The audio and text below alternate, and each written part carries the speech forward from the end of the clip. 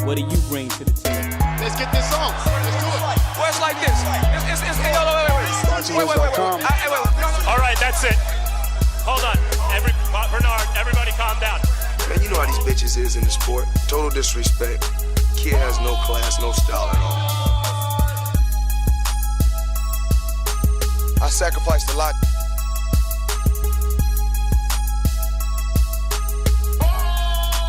BoxingVoice.com to get to where I got to.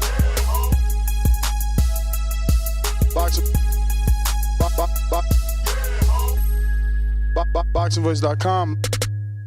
What up? Welcome back, ladies and gentlemen. Welcome back and welcome to another edition of the Boxing Voice Radio. Today is Thursday morning. We're here to preview and predict this weekend's fights on Top Rank. The big step up for Xander Zayas, the Puerto Rican prospect, looks to turn contender this weekend before our eyes, taking on the former WBO world champion Patrick Teixeira out of Brazil, who holds that win over Carlos Adames, and that win aging very well. We have a few fights to discuss, some that you might know, some you may not know. But hey, you know, that's what this show is about, putting you on fighters that you need to be checking out. So if you're just tuning us, go ahead and smash that thumbs up button so you can get that out of the way this fine morning. We're going to take it from the top, man. We got Xander Zayas. He's taking on Patrick Teixeira, like I said, the former WBO champ, in a 10-round fight. I think it's a question of right time, right place for Xander. They've been grooming him for some time now, and looks like they're ready to take off the metaphorical leash and let him loose. Teixeira has picked up 4 losses since his win over Adames, and that is via Brian Castaño, Paul Venezuela, and Magdomed Karabanov, who just lost against Israel Masvidal that Crawford will be facing August 3rd. Before that, Teixeira had a loss to Curtis Stevens, who we were talking about a lot here yesterday. So we'll see, you know, can, again, Xander separate himself and put himself in that list of names of the people that were able to get that win over Teixeira.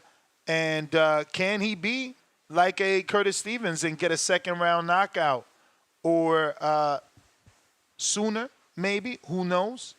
But that's his step up. And this has been a fight that's been rescheduled for some time now. You know, so Xander and his team completely ready to take on Teixeira. They've been preparing for him for at least a year. On the co-main, Bruce Shushu Carrington from Brownsville, right? Taking on Jose Enrique Villas. Don't know Jose Enrique Villas. We obviously know Shushu, so, you know, one of those moments where you watch him because you got to watch him. And Shushu obviously is must-see television. But he's fighting Enrique Villas, who is coming off of a loss to Joet Gonzalez last year, April. Since then, he's been able to get one tune-up in Mexico, and that's it. And it was only 1 round. He has also a loss to Edward Baez and Ruben Villa. So good losses there, not any no-names for sure. So Shushu gets that win, and he'll put himself in good company, you know, showing just how good he truly is.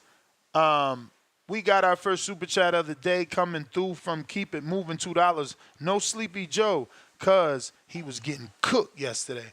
Capiche emoji, laughing out loud emoji, and he's talking, obviously, Danny not being in studio.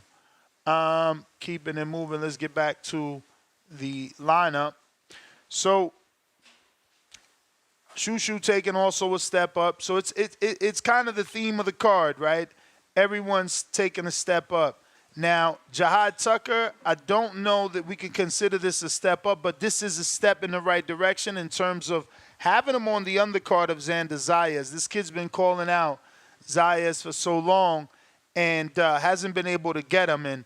And I think those call-outs, you know, you know, that's the reason they put him in so tough. It's like, you keep calling for Xander. We not giving them to you.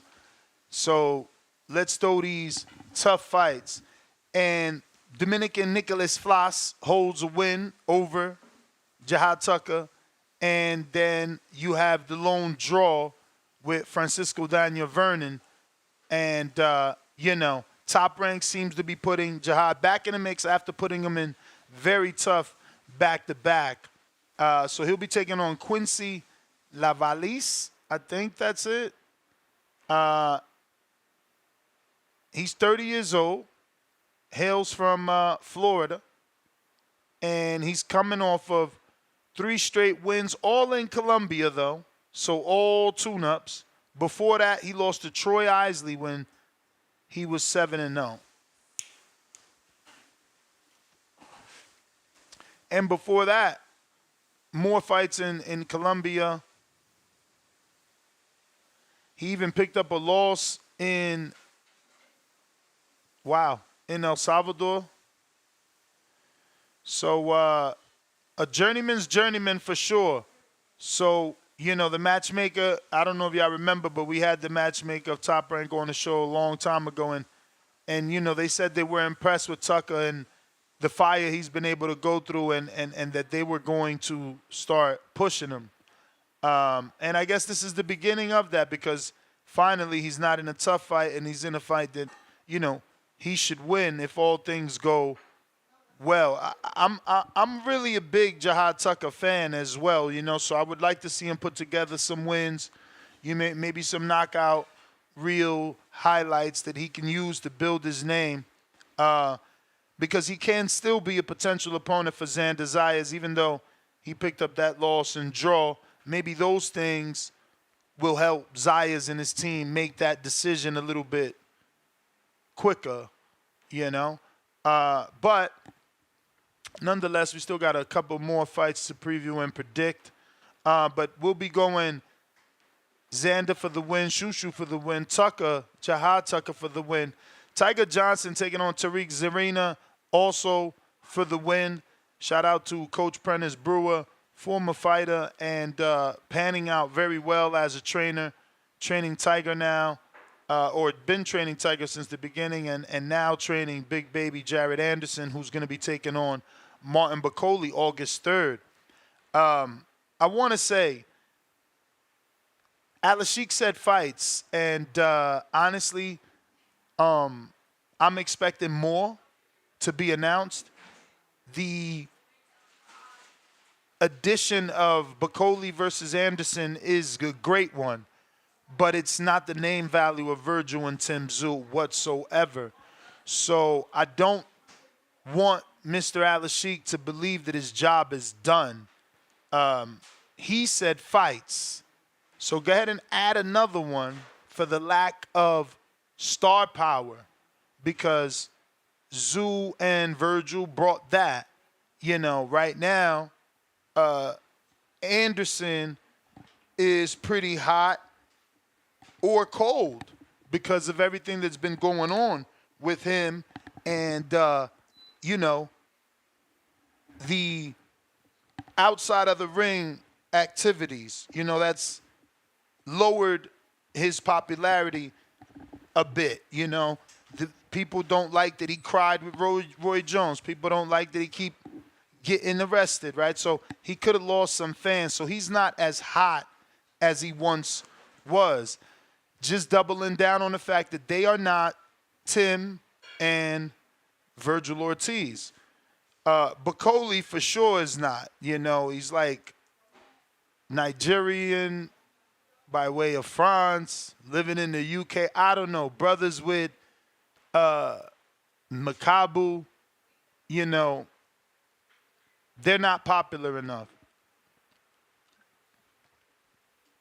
So in no way, I get it. Some of you guys, you know, you're used to boxing being bad and just being that girlfriend that constantly cheats on you. So you've grown accustomed, and you're like, Ness, you tripping. This is a great fight, and it is.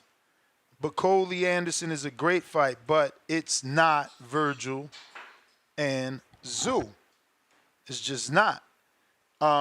So again, we need to hold the Sheik to his words. He added an S at the end of fights. Go ahead and add one more to make up for what we lost. You know, because all he's doing now is, this is called a fill-in, right? You're just filling in that slot. I don't see any favors that he's done for us, you know. Again, I really valued that Zoo and Virgil fight. A lot of us should have. You know, it was Virgil's first time stepping up finally, you know. It's been his entire career waiting for this moment. Jarvis Hill, $5. Shushu needs to fight Malik Montgomery from Macon, Georgia. His record is 17-0 and 16 KOs. Hashtag 478 MacTown. And Ness, congrats to you and your wife. Appreciate you, champ. I actually know Malik Montgomery. It's unfortunate he's no longer training with Ken Porter. So, yeah. And I think he picked up a win on Pro Box. Didn't he just fight on Pro Box? I feel like one of them, either him or his brother, just fought. And it looks like it was Malik. He went to DR to get it moving. I wonder who's rocking with him now, because I don't think Porter is with him anymore. But someone took him to DR and got him 3 tune-ups to get active. Actually, this is old. These are all old. He's not active. These are all from 2023 and one from 2022. So he needs to get active. That is not a good look for him. To get in there, you know, with a guy like Shushu with years of inactivity, that's not a good thing. Epic Sleep, $2. He added Eminem performance to make up for Zoo. Yeah, no, I seen that. That don't count. You know, musical performance don't make up for a lost fight. So, Alashik, I know you got your peoples listening. Peoples, write that down and send it to your mans in them, because you tripping. In no way did I ask for Eminem. Like, fuck out of it. Keep your Eminem. He's cool. You know what I'm saying? But don't get carried away just because he walked out Crawford doesn't make him the fucking GOAT. Like, get the fuck out of here. Like, Eminem isn't better than Zoo, Virgil. Like, y'all tripping. You know, I love music, but not that much. For sure. Anyway. Moving on here, we got, like I said, Tiger Johnson. He's going to be taking on Tariq Zaina. And I think we've seen Tariq here again with Roland Polanco, most recently about March 2nd. And we've also seen him with Jesus Seracho. Jesus Seracho is the one that got the upset win over my guy Cesar Francis from Panama, one of Big Baby's boys. And Seracho's been up since then. So, again, good win if Tiger Johnson can get it. He puts himself amongst good names. You know, Roland Polanco, Jesus Seracho, those are tough fighters. You know, Roland, we certainly think has power. And Seracho, we certainly know, is durable and no pushover. We got Jarvis Hill. He says, Malik fights June 28th this year. There you go. Get active. RRT Boxing with Mr. A. It's not on BoxRec, FYI. RRT Boxing with Mr. A says, Xander by KO, Boli by TKO. Hashtag Hardin. 3 faces in Hardin smoke. So you picking Boli to stop Anderson, huh? Okay. We got Derek Lincoln. He says, we glad to have you here today, Ness. Congrats to you and your wife today, too, on all y'all wedding. But you need to get off here, bro, and get ready. Nah, it ain't even till 3 o'clock, bro. We got hella time. It's only 6 a.m. over here. That's why I love the West. We got Rizzy, member for 41 months on that contender level. He says, shout out to Ness. Don't miss your wedding for TBV. Laugh out loud. Nah, man. Again, it is only 6:35. We are way ahead of schedule. You know, and this might not make it. You know, this is a hardcore show. We probably don't even get anybody to call in and predict any of these fights with me. I got Ofacio Falcon, he's next. A lot of my guys on this card, I'm totally interested in this, top rank card. Ofacio Falcon is one of my guys. We've interviewed him very early here on the show years ago. And, he's getting that audition on Top Rank in this 6-rounder. He's going to be taking on Antonio Dunton, El Jr. And, hopefully Ofacio can do what he needs to do so that this audition goes well for him and he can be on Top Rank a lot more. He is Puerto Rican descent, so, he's got the whole Trinidad Verdejo look going on. That's kind of what Top Rank likes. We'll see, can he graduate and they, groom him. Right now, this will be, he's on that Abdullah Mason tip. Look, 1, 2, 3, 4, 5, 6. This will be his 7th 6-rounder. 7th 6-rounder. Now, a lot of that probably has to do with finances because he's not promoted by any major promoter, but it's hard to know if that's finances or keeping the leash on the young kid so that nothing happens, because 7 is excessive. But again, that's the same number that Abdullah Mason had with the grooming of Top Rank. So, Top Rank certainly felt those 7 were necessary. Again, we don't know that for sure to be the case with Ofacio because he hasn't had that big box promoter to help him out. We got Meech TV. Welcome to the prospect level. But yeah, I'm picking Ofacio for sure. Picking Tiger Johnson for sure.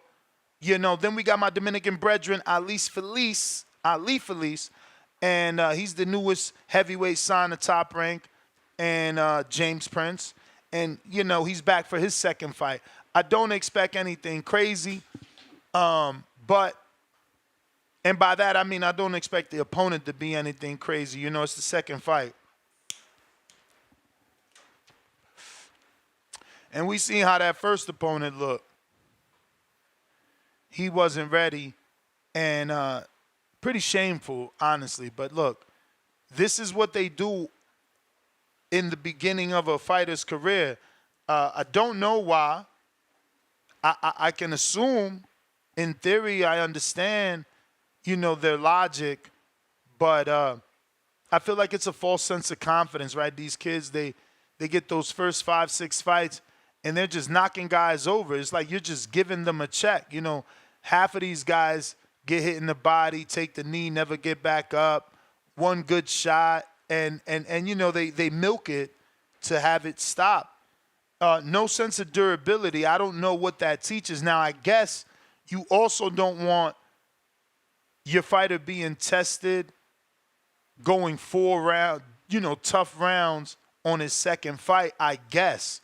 But shit, I'd rather cut my losses early rather than later, right? So it's like I put you in halfway decent in your second fight and you shit the bed, then it's off with your head like Nkosi Solomon, right? That's what Matchroom did to Solomon.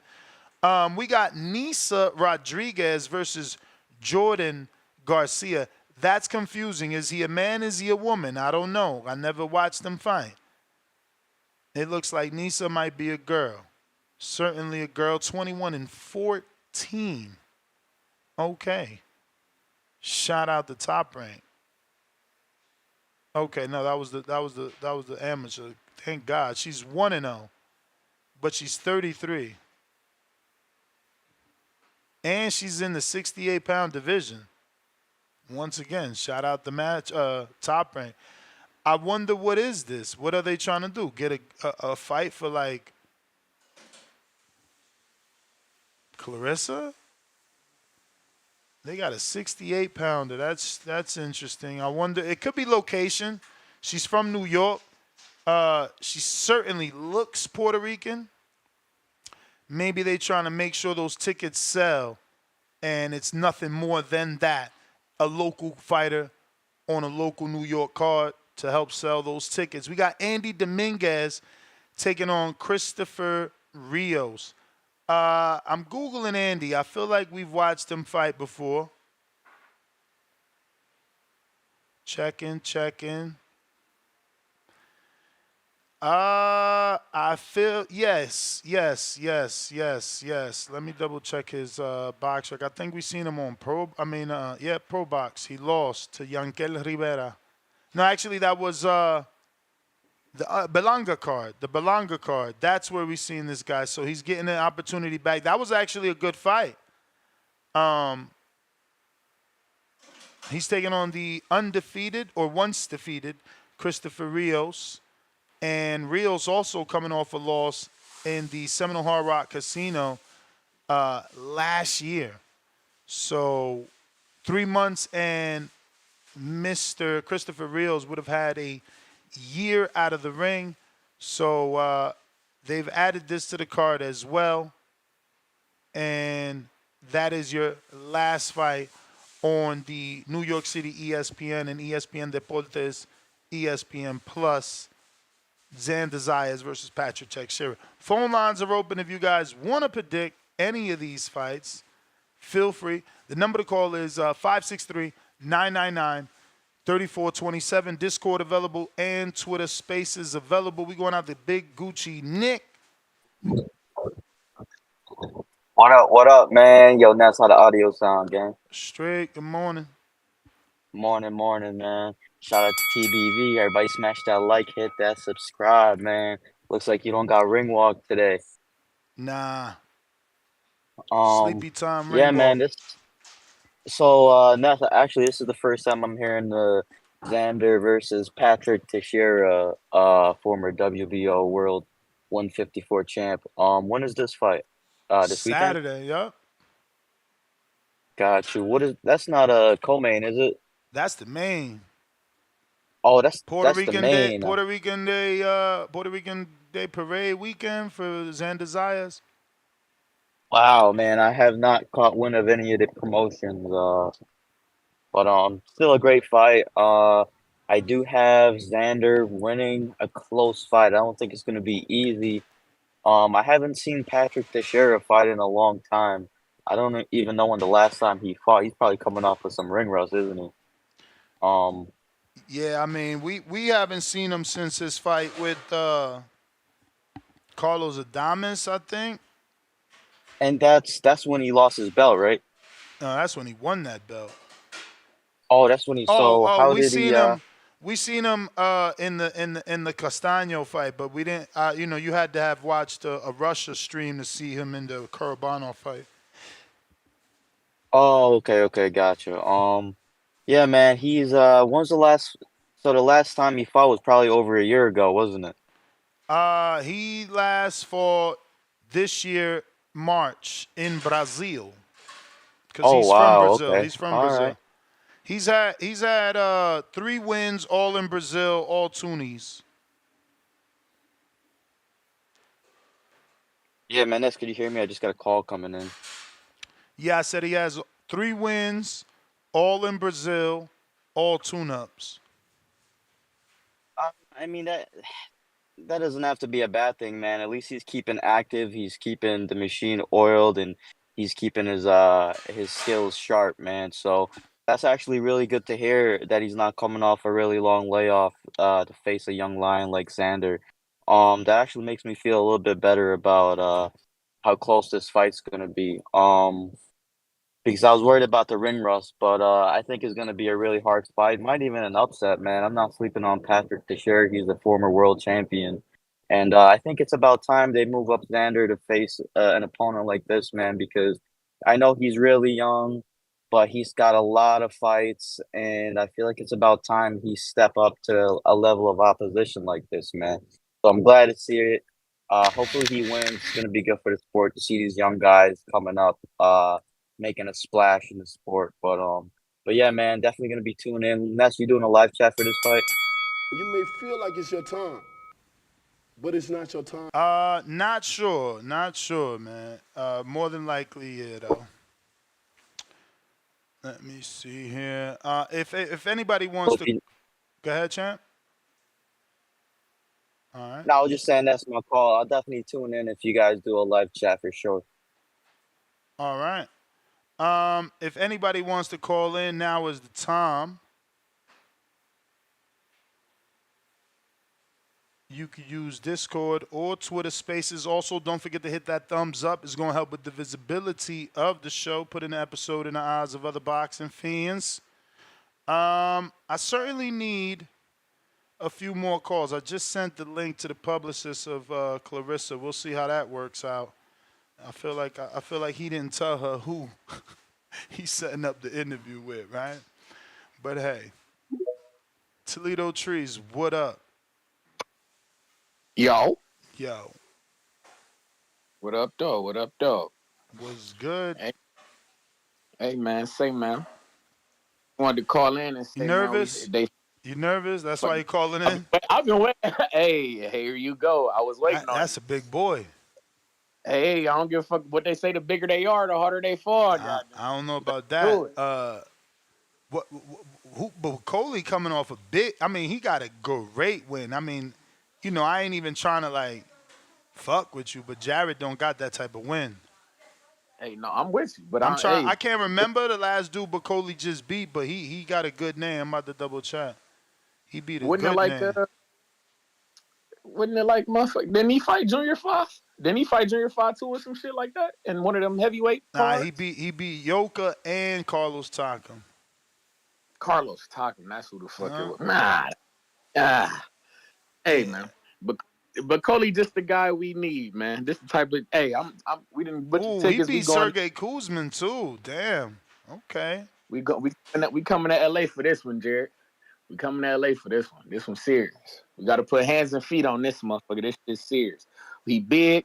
I do like this. He a solid name. Ain't he in like the top 10, top 8, some shit like that. So I mean, yeah, he in the top. That's for sure.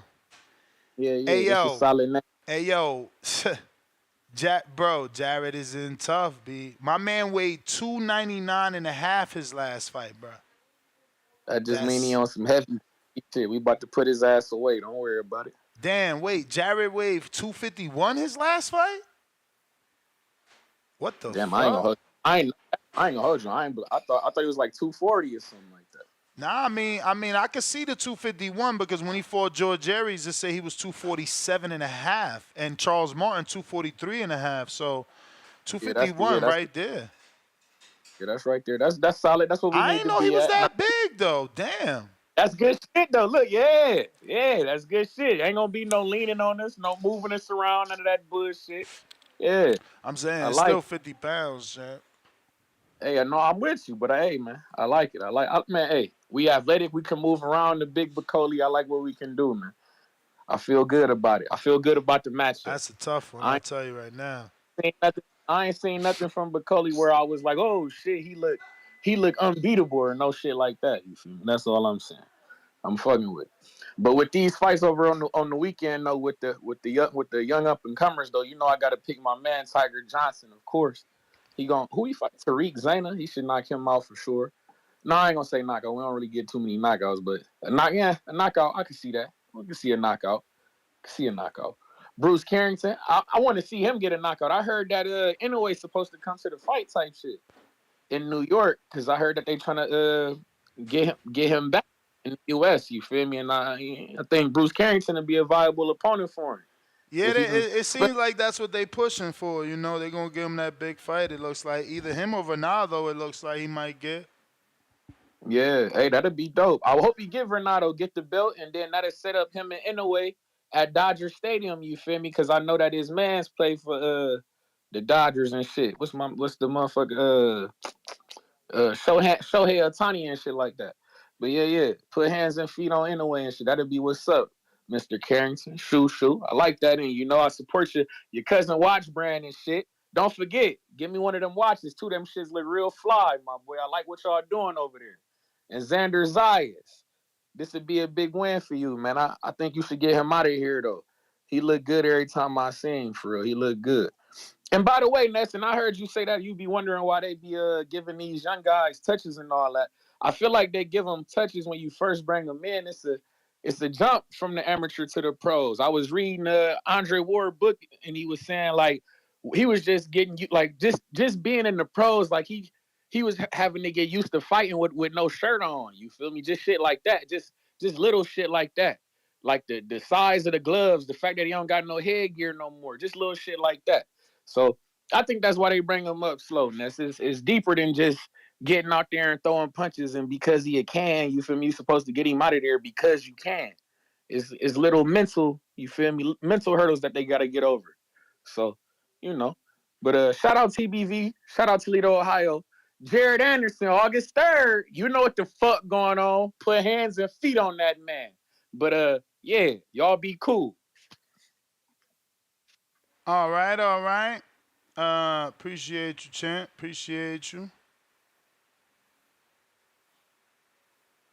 Let's see who we got next. AB, what it do?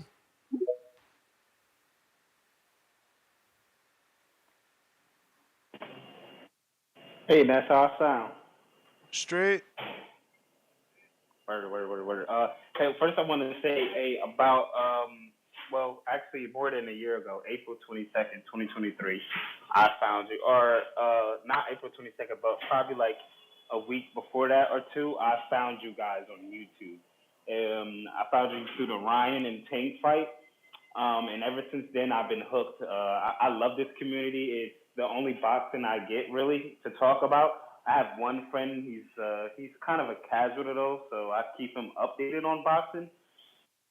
But yeah, so for the last year, this is the only boxing I've been getting. So I just want to really shout out this community. Shout out TBV.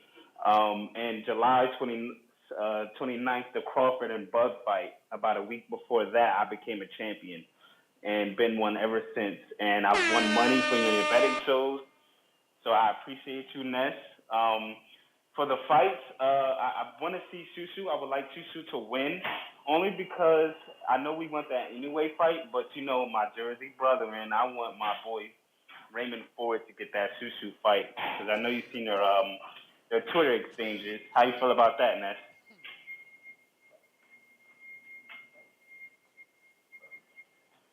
My bad. Yeah, no, I love that Shushu has been talking shit to Raymond, but I don't know if that's going to continue now that he lost the belt. I think that was more of a thing because he had the belt, you know. And Shushu's at 26, so if I'm Shushu, I would have did the same. It's like, bro, if you could keep that belt, we already know you struggling to make weight. I could call you out, force you to fight me at that weight, making it harder for you, but that's not how things working out. Ray lost. Ray gonna move up. I don't know that fight is a fight that could happen right now On any the table longer. still, right? Yeah. Yeah. Yep, that makes sense. Yeah, well, my boy Ford is going up to 130. He's going to grab some motherfucking straps. It's going to be strap season for my boy. We're going to do it all over it again. I at least hope that he's unified at 130. It should be a lot easier to make weight and stuff, so it should be. But that's pretty much all I had to say, Ness. Oh, and I did want to update you on, because I told you a few weeks ago that I started boxing, and I think this is about week 4 I've been in, and it's actually been pretty dope. We're getting down to fundamentals and running a lot right now. No sparring and stuff, but it's been really dope. But You in a good gym, champ. If it's week 4 and you ain't sparring yet, you in a good gym. They going slow, man. They ain't trying to scare you off. Yeah, it's dope. It's dope. It helps me get my anger out and shit, and just it's a real stress reliever. Hitting that bag and learning the fundamentals and the footwork and shit. It's really dope, man. But that's pretty much all I had to say. Yo, shout out TBV, shout out to 856, shout out Raymond Ford, Ray Savage, shout out to businessman Keyshawn Davis. We're gonna tear shit up next month, and that's pretty much all I had to say, Ness. You the man, champ. AB, we appreciate you. Speaking of appreciation, I don't even have a sound bite for nothing like this. Mama Lobo sending the insane cash app, $500. Mama Lobo says, keep God first in your marriage. Salute Mama Lobo, definitely pound for pound supporter. Appreciate you. That is amazing, let me tell you. Thank you so much. You certainly made the day. Look at all you dudes talking about go home, Ness. It don't work. Look at Mama Lobo sending that love. I would have never got that love had I not came to work. You feel me? We got Majid on the check-in. What it do? Once again, salute to Mama Lobo. Yo, What my up? bad. Nah, you good. Um, Everybody need to like the video, subscribe to the channel, join YouTube, member and Patreon for something. Next, congratulations on getting married, and sorry about that fucking horn. I'm at work, but yeah, man, I'm calling in about that fucking Jared Anderson thing. This what I came up with. That motherfucker 300 pounds, yo. Fuck skills, fuck all that shit. Play injured, get the fuck out the fight, man. Let those big foreign motherfuckers beat each other the fuck up. And then when they, a former shell of themselves, then you come in there and then you start gloating, like you that nigga. But I don't think it's smart to fight no big ass dude like this. And that 300 pounds at 300 pounds, like you said, that's still a 50-pound advantage. Oh, man. America, y'all fighters, if y'all listening, Turk got that good money, but all money ain't good money. You know what I'm saying? Like, man, let them beat each other up, yo. Then, other than that, we're going to have people like my boy Tim Boski calling in saying, we beat up you Americans. When they ain't even the ones we requesting. If it ain't UK versus America and all of that shit, let them beat each other the fuck up. If Turk don't call to have a straight up 5-on-5 UK versus America, let them beat each other up because y'all Americans ain't getting called in there to win. And if y'all can't see that, then they might as well put the L on the record before the motherfucking fight even happened. I mean, But that's my food for thought. Food for thought. Michael Hunter already beat Martin Bacoli, and no one ever thought Michael Hunter would be better than Jared, right? Like everybody thinks Jared is the next American heavyweight. Y'all never said that about Michael Hunter, so you don't have to be that afraid. I look at it like this though, Ness. Michael Hunter, even though he not one of the favorites that they give credit for, that dude was in there with Usyk, gave a good fight. For sure. And even coming up, he was all right. But Jared Anderson, we seen the gaps where he shoulder rolling, getting all popped in the chin and all that shit. This dude arms fucking drag on the ground. He got speed and power on top of all that shit. I'm just saying it don't look right. Bookies and all. Good luck. That's all I can say. I just don't think it's smart. But I guess he got heart this fight. Shout out to him for making the fight. But yeah, man. Like I said, congratulations to you and America. Fall back for a minute. Let them sort that shit out.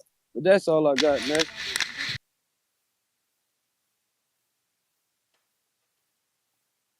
I'm trying to digest that and see how I feel about that, cause You may feel like it's your time.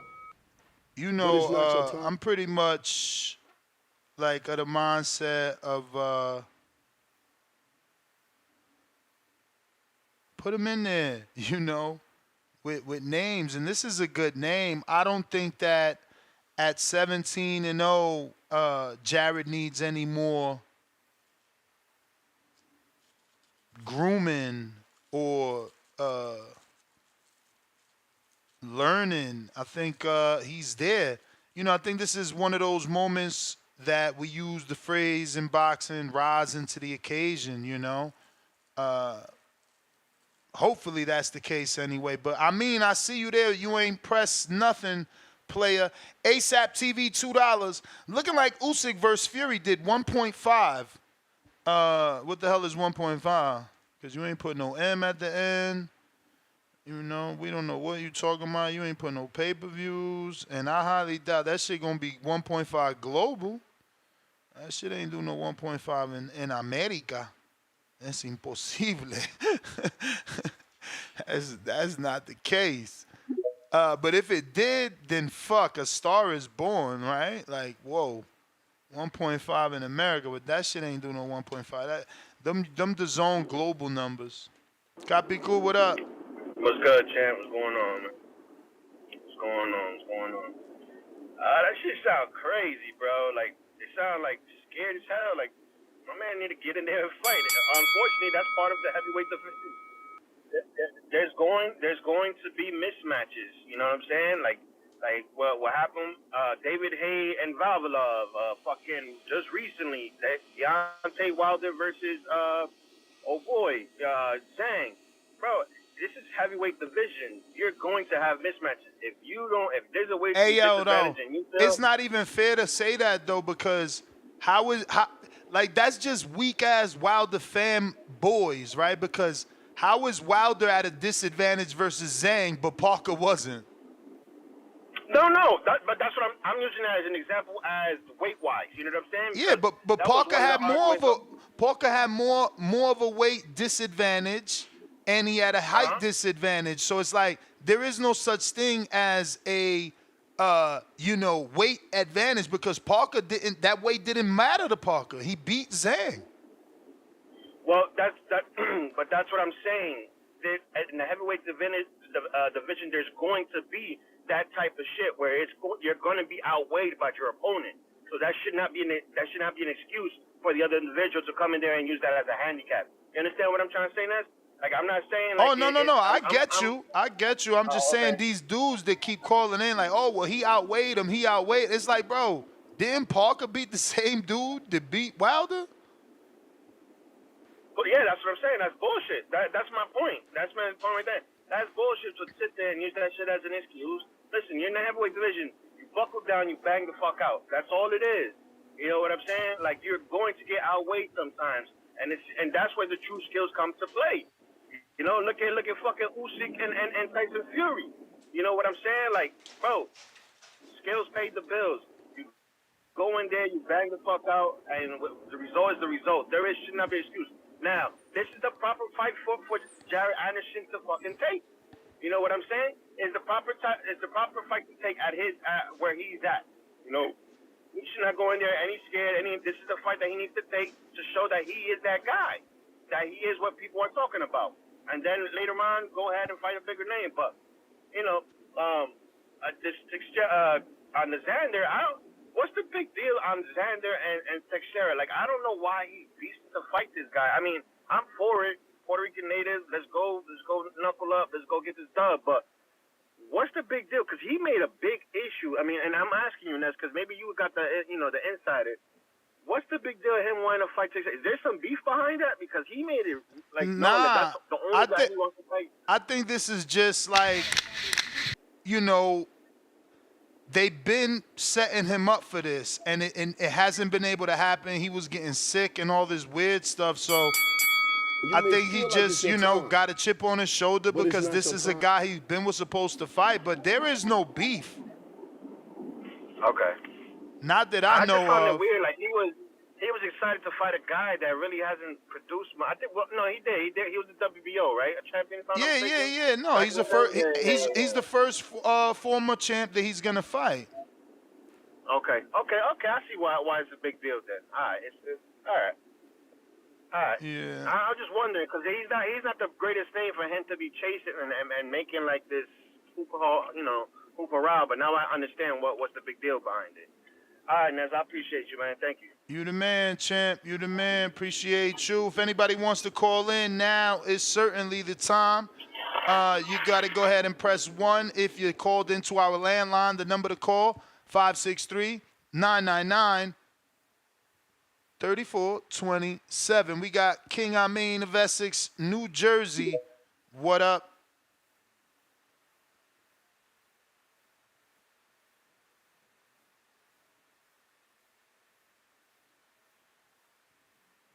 I mean, you got to unmute, player.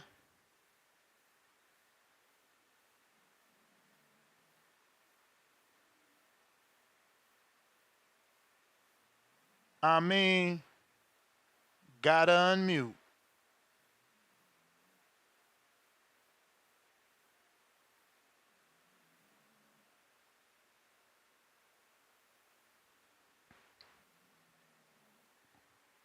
All right, we're going out. All right, he's back.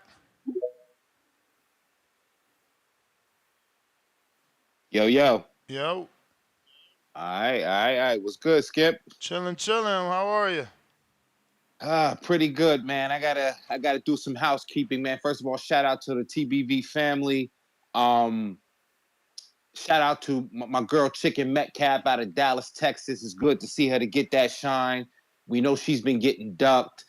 Shout out to my wife. We just celebrated our anniversary, 3 years of marriage. She's got to be awesome to keep a nigga like me out the street. So shout out to her. Let's talk this boxing. I'm gonna talk about Jared Anderson real quick. The Martin Bacoli fight. You know, people will still hate, but they gotta love you because you've been calling for Martin Bacoli and Jared Anderson for a long time. I could probably at least a year, if not longer than that. I think it's a good fight, good test for Anderson. I still think that there's some guys in the UK, not even including Daniel Dubois. I'm talking about my guy, Fabio Wardley. Shout out to Ipswich. Shout out to Tim Boski. Shout out to the UK. I'm going to throw another UK name out there. That's why I'm the king of Essex. It's not just Essex County. It's also Essex, England, ladies and gentlemen. David Adelaide.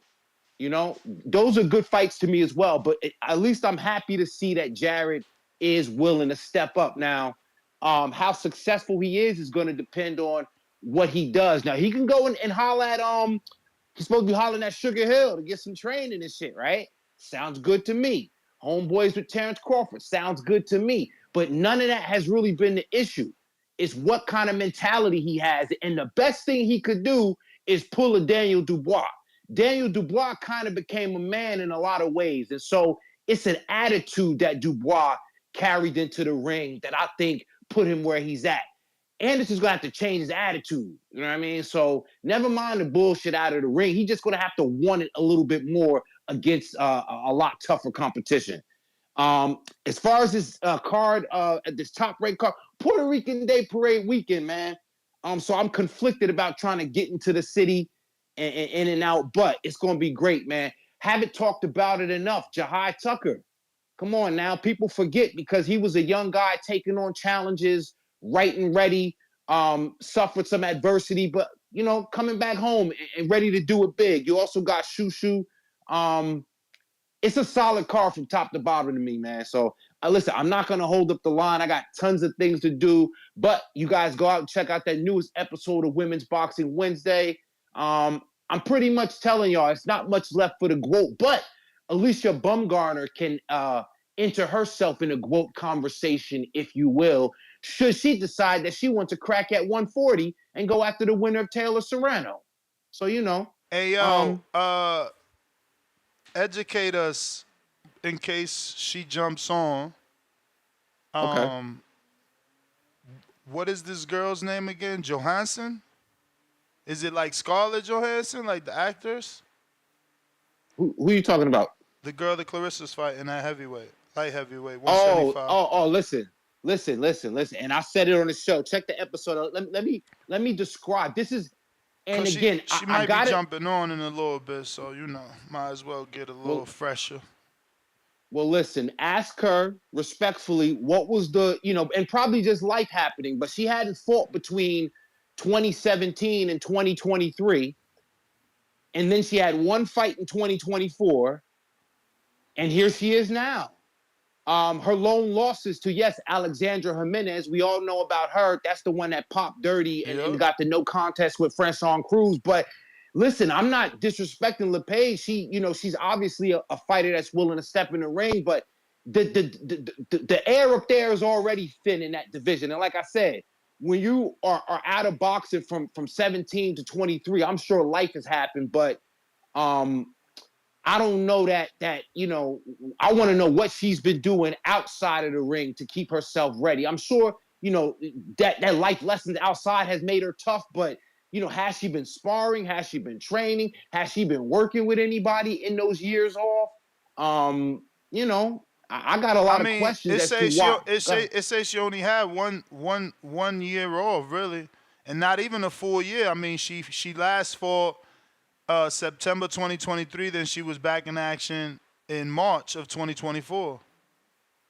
Yeah, but before then, before that, she had 3 fights in that year.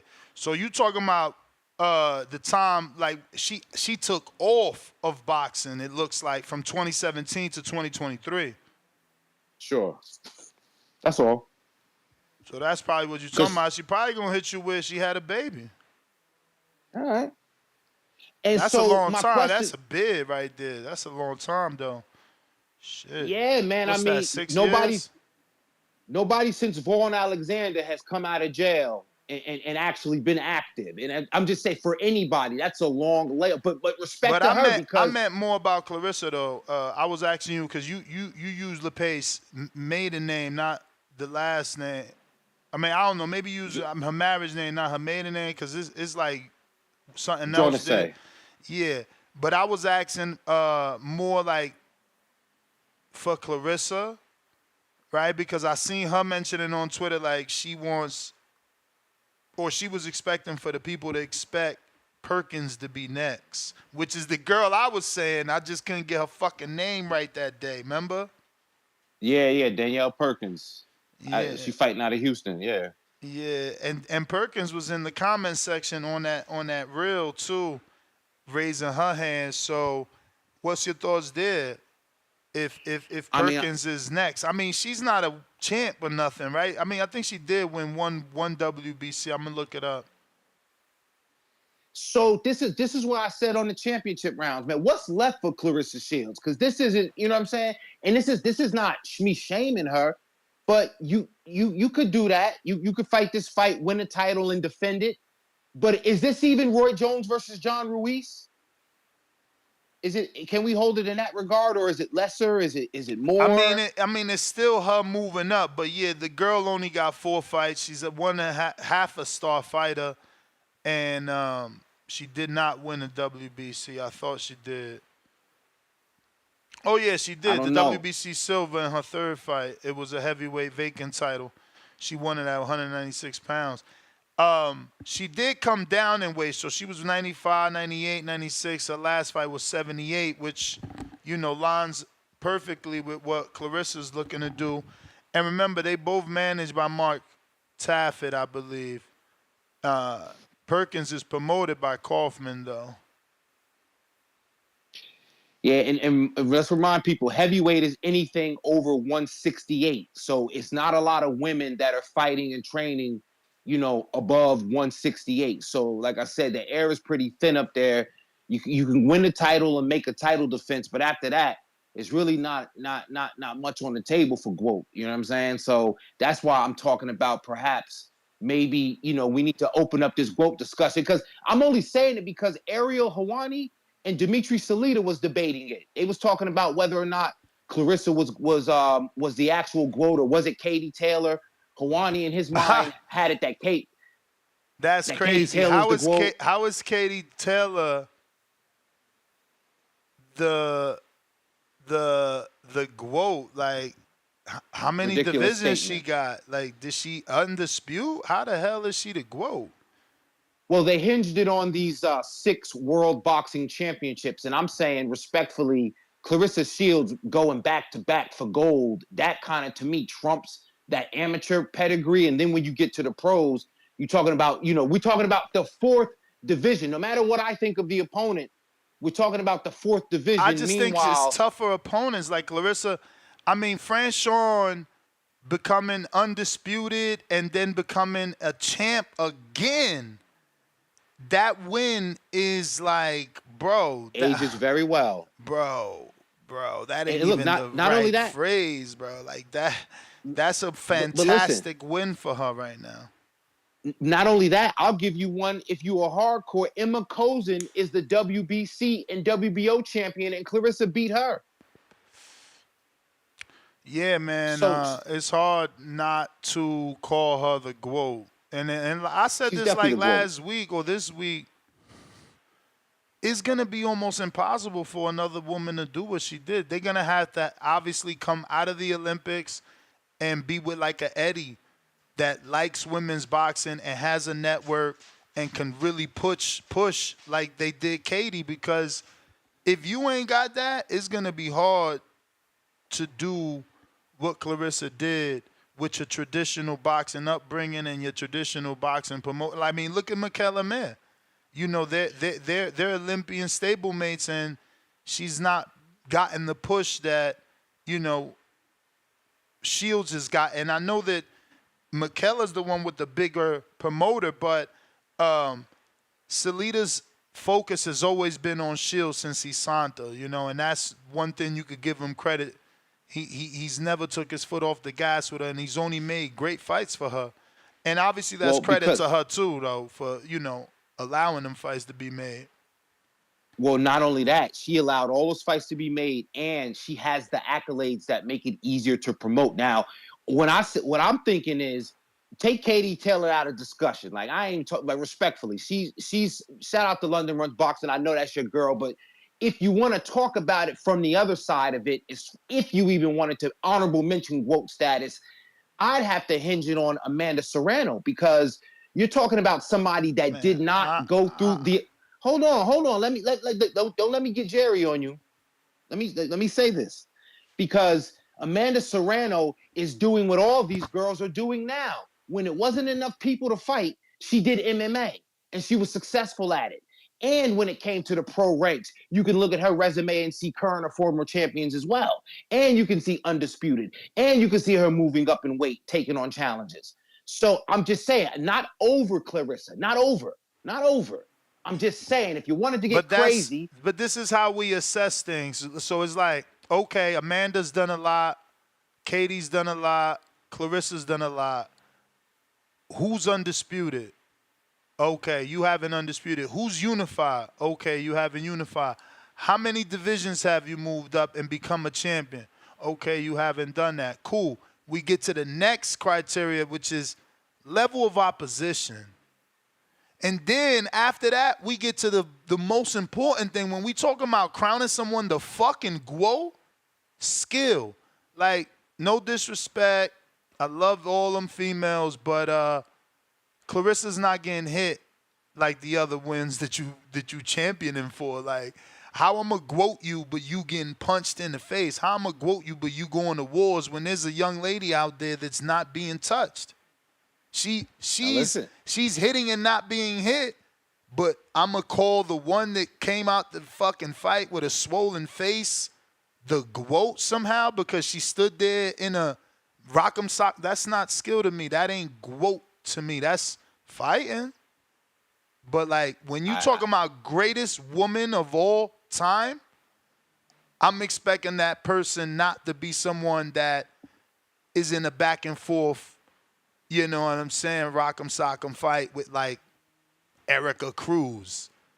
I'm expecting that person not to look punch drunk in a second. I mean, Katie Taylor looked it bad in her second to last fight, in that Cameron fight. Like, what are we talking about? Y'all terrible. I never seen Clarissa look anywhere as half as hurt as Katie Taylor did in that fight with Cameron, Chantel. Like, what do we talk? How you the GWOT, but you about to be knocked out? How you the GWOT, but you going through exhaustion? Like, what are y'all talking about? I'm telling you, I throw out words that be. I'm the GWOT then. Fuck it. I'm the fucking go to this shit. If we could just self-label and throw shit out, like, what the fuck? Because, damn, greatest woman of all time. That is a huge phrase. So it's like, Clarissa has it because of accolades, because of the skill, because of the level of opposition. You know, you can't just throw. I mean, I know a lot of people want that and they feel they done things, but again, Floyd and Pacquiao wasn't the same. They both were considered great, but one motherfucker got knocked out. You understand what I'm saying? It's different. Levels. It's levels. That's absolutely right. Like, we can't, like, GWOT, that status is reserved for the top. And right now, she at the top. Ain't nobody fighting like her or in comparison to her. Like, I don't got punch stats, but I'm pretty sure she's like the Mayweather, where she's hitting and not getting hit as much per fight.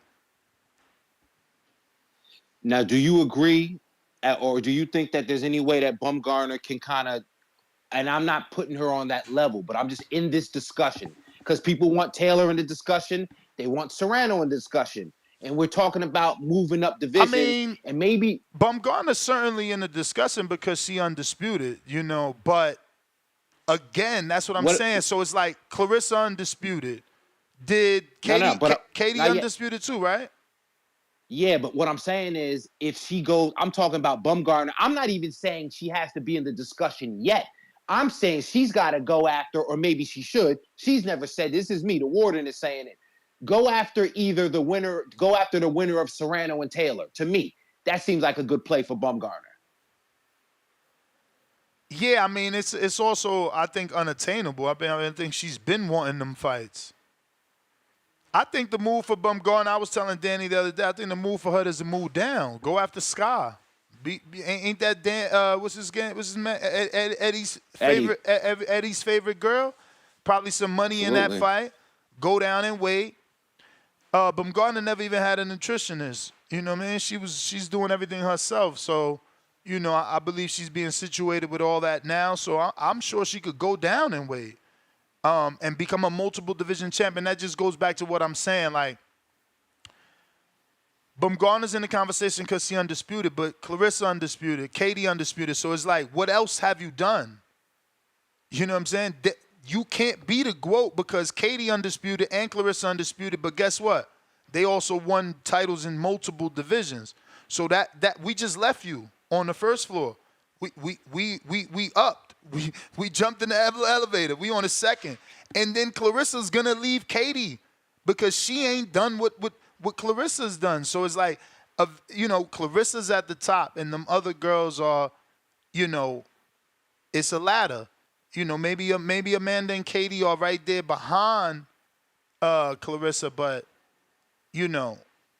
she's not the GOAT because she calls herself that. She's the GOAT because right now, she set the bar super high. I'm telling you, I don't think nobody else is going to be able to do what she done. It's just too many accolades. I don't think it's possible. It's too many accolades. Like, you're going to have to really, really, really find a promoter that's invested in whatever young lady that is. Look, 3-time undisputed. How many divisions? And then the names. I mean, she fought everybody. The only one she ain't fought was like Cecilia Baracus. Yeah. And Layla Ali, and she was trying to fight Layla. Yeah, you can't take that woman's name. She made that name. She made that name. She earned but again, it. And it's not. She earned it. It's not about her being appointed GOAT. Like, anybody can call themselves something, but she really manifested that to be reality. And, can't hate on that. Nah, she's gracious because she's actually heading out to go see Savannah Marshall in her first MMA bout for PFL. In New England of all places, right? Yeah, man. And what is that, at New Hampshire or some shit? I don't know. But yeah, what time you got, I guess, the current, what is she, what kind of strap she got, the WBA or WBC? Who? Vanessa Jonasay. No, I don't have her coming on. It's Clarissa that may come on again. Like, her publicist is trying to get on, but I feel like I haven't told him, like, yo, she ain't fucking with me, right? But so I'm just letting him do whatever he gonna do and see what happens. Yeah. I mean, she did unblock, so we never know. She did unblock, so who knows? Maybe she's over it. Man, it's about time to come on and clear the air, man. Everybody needs to hear the GOAT on the greatest boxing podcast. So you cannot, you know what I mean? You got to have this kind of crossover mashup, right? This has to happen. But yeah, man, let me get up out of here, though, man. I'm not going to hold up the line. Salute to the whole TBV family. Shout out to you, Skip. I know you got the big day coming up. And, yeah, man, it's good on the other side, man. I'll see you, bro. All right, champ. Nah, we good, man. We've been living that life for a minute. What's up, Brandon?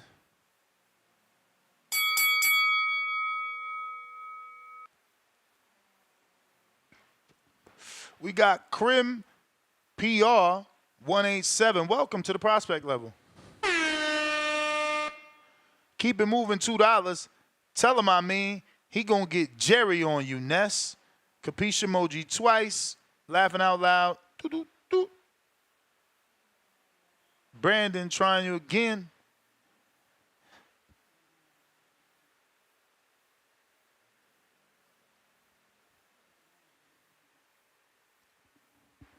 Brandon.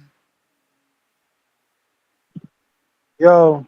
All right. How's my audio? How's my audio, brother? Can you hear me? Yep. Congratulations on the big day, my boy. You ready, man? Born ready. Okay, that's what's up, man. Congrats, man. Shout out to you and the missus for tying that knot, making that covenant with God. It's a beautiful thing when it's pure and holy and all that shit. But Appreciate you.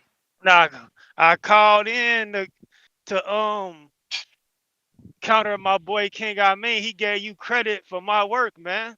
I'm the one been calling for this Bacoli and Jared for years. I'm the one that's been saying this is the fight I wanted to see. You ain't been calling for this. You ain't. I'm the master matchmaker around these parts, and I said from a I'm style pretty sure I asked for perspective. this. I'm Nah, man. just not You like know the your style, champion. Ness. You like to play the common opponent game. So you like to find washed up former contenders that's been in there with champs and shit. That's the way you like to do it. Whereas I'm the guy I say, who would he look good or who would give him a tough fight from a style perspective? And I've been saying Martin Bacoli for a minute. You was talking Luis Ortiz and shit like that. Old bum washed up niggas. But it's cool though. It's cool, you know. But yeah, that's my work, man. But as far as the fight, let me get on the Teixeira and Xander. I like that fight. That's a good step up for Xander. Xander's been kind of hot and cold. I've seen fights where Xander looks spectacular and he looks like the next big thing. Then I've seen other fights when I'm like, he look all right. He don't look like nothing special. So this is a good step up fight. Teixeira's a vet, tough vet. Been in there with Adamas. Been in there with Brian Carlos Castaño. So I'm picking Xander to win. It's not going to be easy. If he makes it easy, that's just all the more credit to him. But I can see this being a late round stoppage, possibly 12-round decision for Xander. And then shit, if he wins this, fuck it. Where's Brian Carlos Castaño? Fuck it, let's keep it moving. Put him in there with a Brian Carlos Castaño, another former champ. Keep the step ups going, you know. Sky's the limit for that kid if he keeps progressing. But yeah, as far as the Martin Bacoli and Jared Anderson, I'm excited for that fight. It's not as good as Tim Tszyu and Virgil, of course, but god damn it, it's two heavyweights in their prime, looking good. Both guys fighting well. I mean, Jared's last performance wasn't the greatest, but guys that's on the win and on the up, and I'm picking Jared. My heart is telling me go Martin Bacoli, but I'm riding with the U.S. on this one because I'm tired of Tim Boski and Retribution talking shit. So I'm going to go on the limb and just go with my heart, and I'm riding with Ohio and Jared Anderson. I'm going to put the Don Julio to the side. I'm going to put the weed to the side. I'm going to put the dogging out the Hellcat going on high-speed chases to the side, and I'm riding with Ohio, and I You got may Jared feel like knocking it's your Bacoli the time, fuck out. Yeah, but it's Tim not your Boski, we can time. talk about it later, nigga. I got Jared Anderson. That's my call, Ness. Shout out to you. Congratulations again, my boy. All right. They're saying that Virgil might get a new opponent, and that's good. Cause ain't no way that fight. I mean that card is set just because we got Jared. Counterpunch, Majid.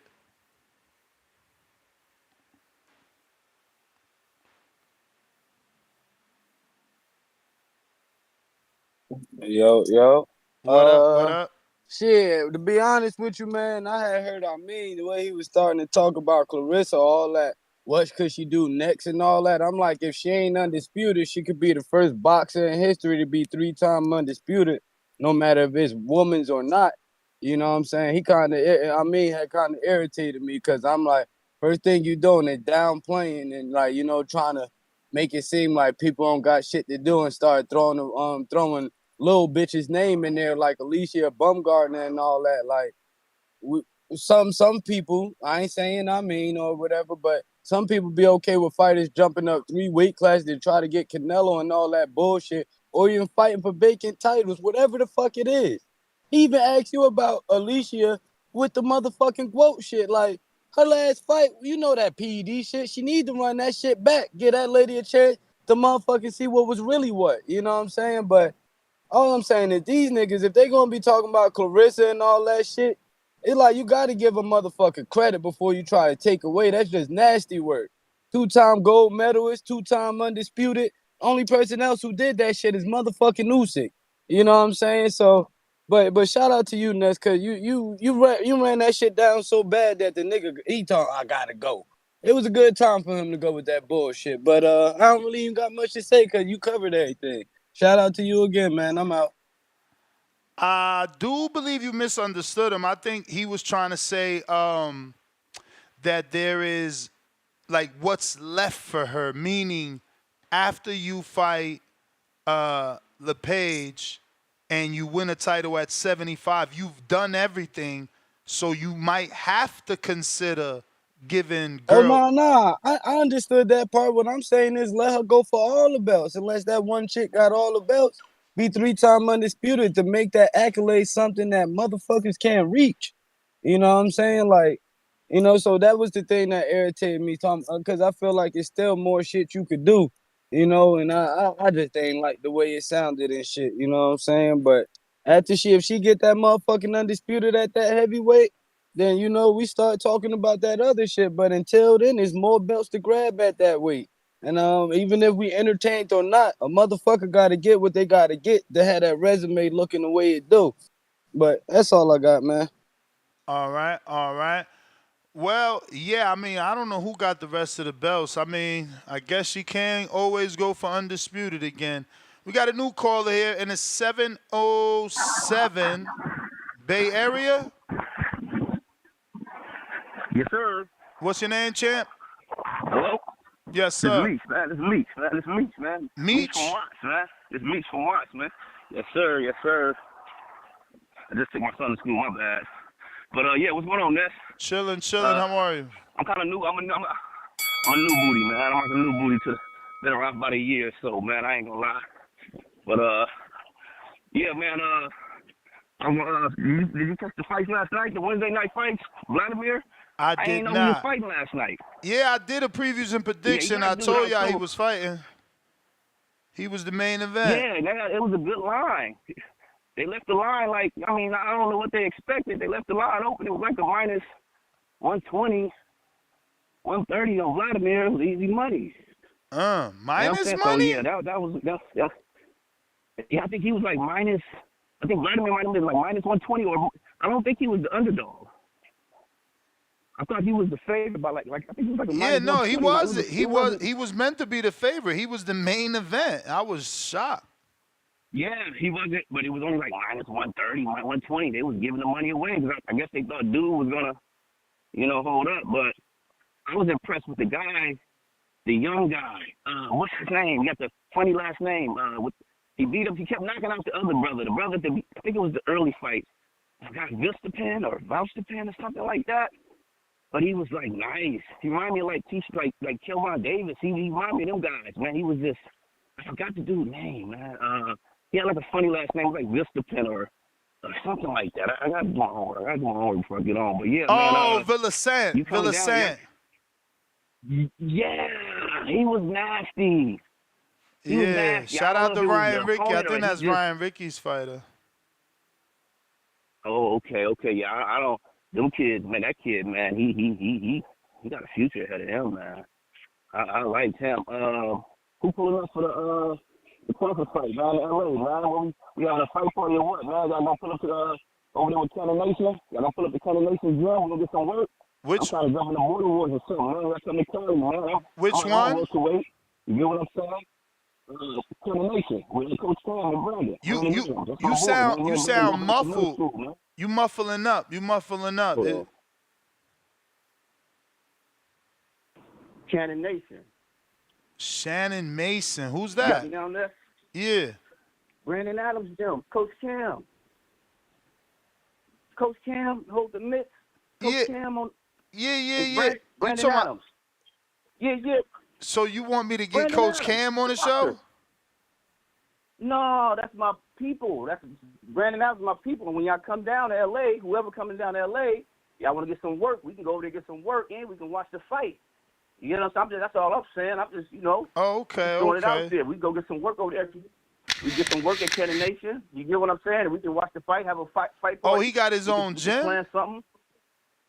Yeah, Kenny Nation in Santa Fe Springs. Him and Coach Cam. I like always it's your see time. Cam on. I always But it's see not your time. Coach Cam on the internet, but I didn't know that was their gym together. Yeah, Kenny Nation Boxing, man. Follow them on the gram, man. Brandon Adams, Terrell Adams, man. Coach Cam, man. That's fam, man. Me and Adams, we go back to middle school, man. Yeah, that's my boy, man. I didn't see this coming, and I'm proud of him. He had that little layoff because he was having them contract disputes, so he wasn't able to fight for a few years. But he back, man, and he looking good. I think he's gonna take that OTX. He's gonna get another big fight, and he getting up there in age, but I think he got another good one in him before it's over, man. Hopefully he can get the run back with the boy Charlo, the one he knocked out in Puerto Rico.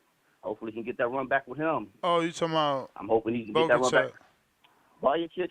Yeah, Bogacek. I think he was That saying was the bell, though, champ. I got to got get the to some other people, you heard? Appreciate you on the Do your check-in. thing. I'll get back at y'all. Y'all have a good All one. right, you too, man.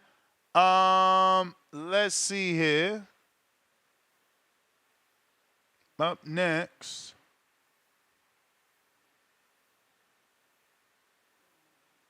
Looks like Al in the Bay. What up?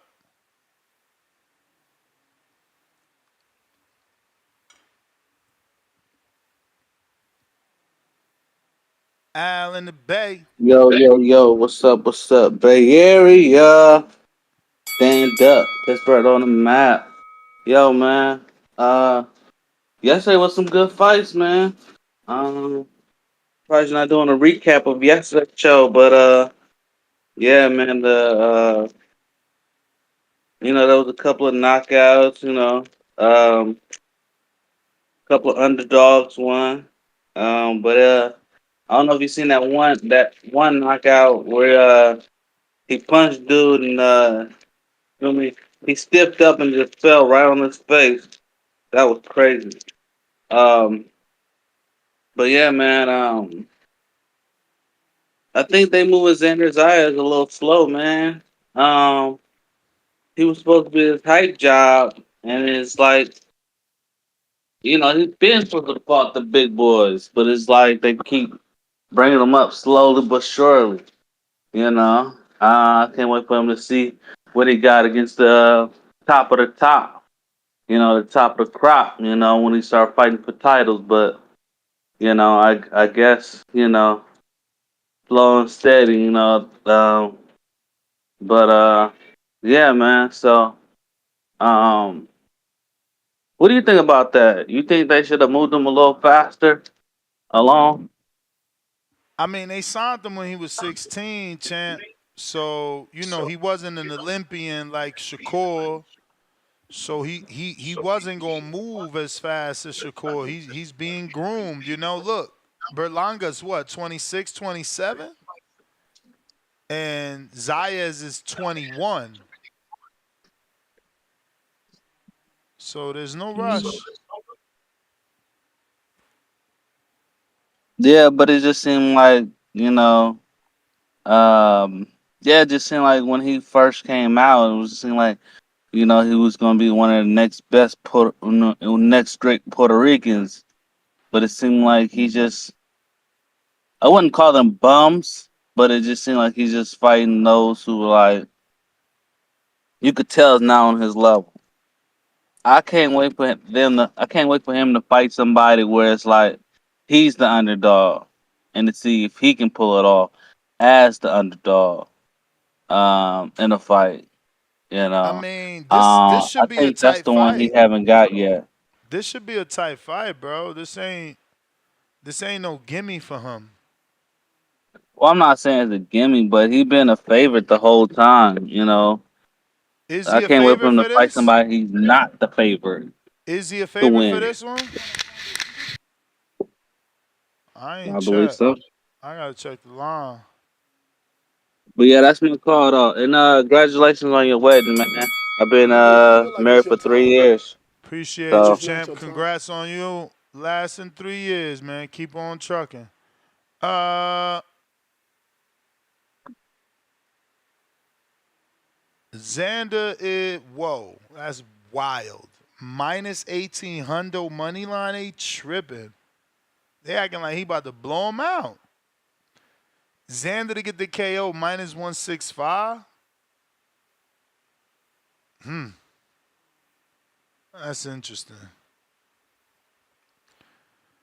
Super interesting. C-Dub, what up?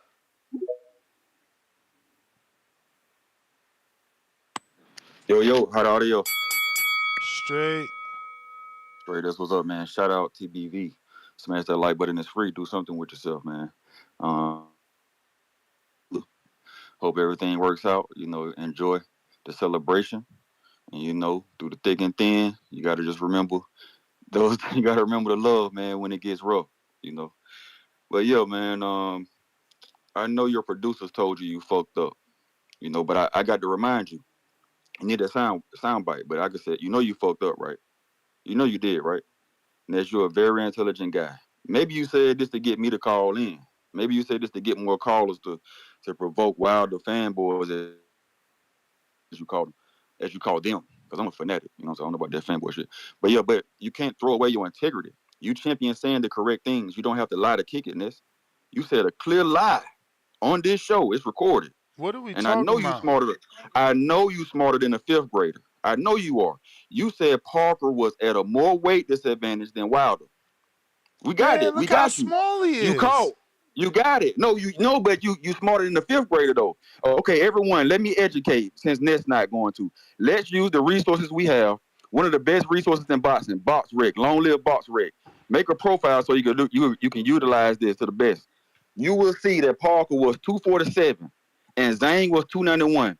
You will see that Wilder was 214 and Zhang was 282. You don't have to be a genius to do the math. And no, Ness just had a stupid moment. Or he misspoke. The shit recorded. I don't know if you're going to apologize on or you don't got to. But apologize for what? Man, so wait, so what's your point? We just caught you lying to kick it. What's your point? The point was you lied. You had a stupid moment. Wilder had a more of a weight disadvantage. Man, that's not Wilder was at a more weight disadvantage. That's not lie. Don't be ignorant. Don't be ignorant, man. You being ignorant. I know you being ignorant, wasting your whole call on a discrepancy. That ain't got nothing to do with it. You wasting your whole call on a discrepancy. Now you're talking over me because I called you because you fucked up. It's still weight. It's more. It's what you said though. Wilder's at a more of a weight disadvantage. Let's just be correct, bruh. Wilder is not at more of a weight advantage. He's taller. And the good words of Sid. He's taller. And the good words of Sid. He's 6'7". Parker's 6'4". Weight though. It's the weight. Crazy, man. Say height disadvantage then so you can be smart. And so you can be correct. No, I said there's no such thing. I said there's no such thing as a disadvantage. I said there's no such thing as a disadvantage because there's plenty of people. No, I can play it for you. I can play it for you. Was Jerry Forrest at a disadvantage? The stupid moment. No, accept the stupid moment. Nah, I'm gonna accept your fanatic moment. Majid say, do better, man. Do better. Cool. I got Jerry Anderson. I got Xander Zayas. See you later, man. See you later. What we seen is exactly what I said. A Wilder fanboy. He tells you don't call him that. And look how he acting. That's called the discrepancy. Did I say that he was exactly XYZ? No. I said they both at the same disadvantage. Parker 6'4", taking on Zhang that was 300 pounds and his height.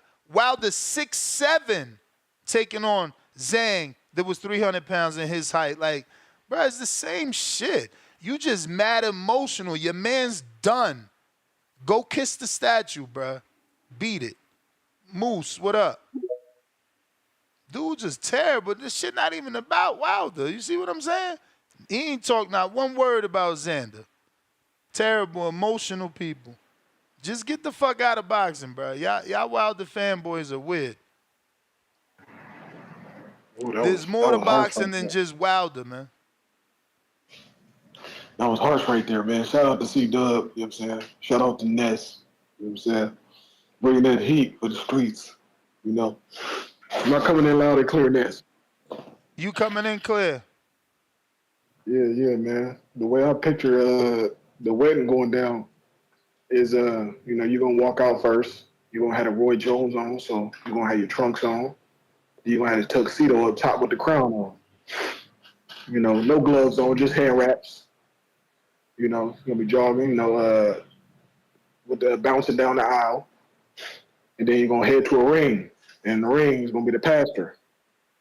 Or the person to read all y'all vows, but he gonna have the referee on, the referee suit on. Then you're gonna wait for your girl. She gonna come out with the trunks on and but she gonna have her boxing gear on, but she gonna have the wedding dress over it. You know what I'm saying? And then once y'all get there, he gonna read y'all vows. Y'all gonna say I do and all that and kiss and all of that, and then he gonna read y'all the rules for the bout. You know what I'm saying? Then once he reads y'all the rules for the bout, y'all gonna go to y'all corners with y'all family members. You can get your mouthpiece and your gloves on and your headgear. You ain't gonna have no headgear. She gonna have headgear. You know what I'm saying? And then y'all gonna go one round. You know what I'm saying? She can hit anywhere. The only place you can hit is the bottom. You know what I'm saying? You're gonna take it light on her, catch and shoot, you know what I mean? Tap tap. Then then at the end of the round, you're gonna throw a hard body shot and drop her. And then after that, y'all gonna hug and kiss. And that's gonna be it. You know what I'm saying? That's how I picture it going. But yeah, man. Congratulations on you getting married, man. That's a beautiful thing. And I hope y'all stay married until your dying days. You know what I'm saying? And let me see. I don't think I got anything else I want to share. This Moose from Bakersfield, 661, the Valley. Shout out to Miguel Contreras. Shout out to Mike Dallas Jr. You know what I'm saying? Shout out to Toledo Treese. What you know about Mike Dallas? Man, not too much, to be honest. You know what I mean? We've never been in the same. Why you shouting him out then? Because we're from the same city. Okay, and he's a pro fighter, so you just proud of him. All right, I feel you. That's what's Yeah, up. yeah. That's what's up. I got that from Toledo Treese. He was my inspiration behind that. That's that hometown love. Yeah, most definitely. When I barely started boxing, his father had just passed away. Ooh. And I went into that gym. So I just missed him. But yeah, man, that's all I got to share. You may feel like it's your time, but it's not your time. Yeah, rest in peace, Mike Dallas Sr., man. I got to meet him.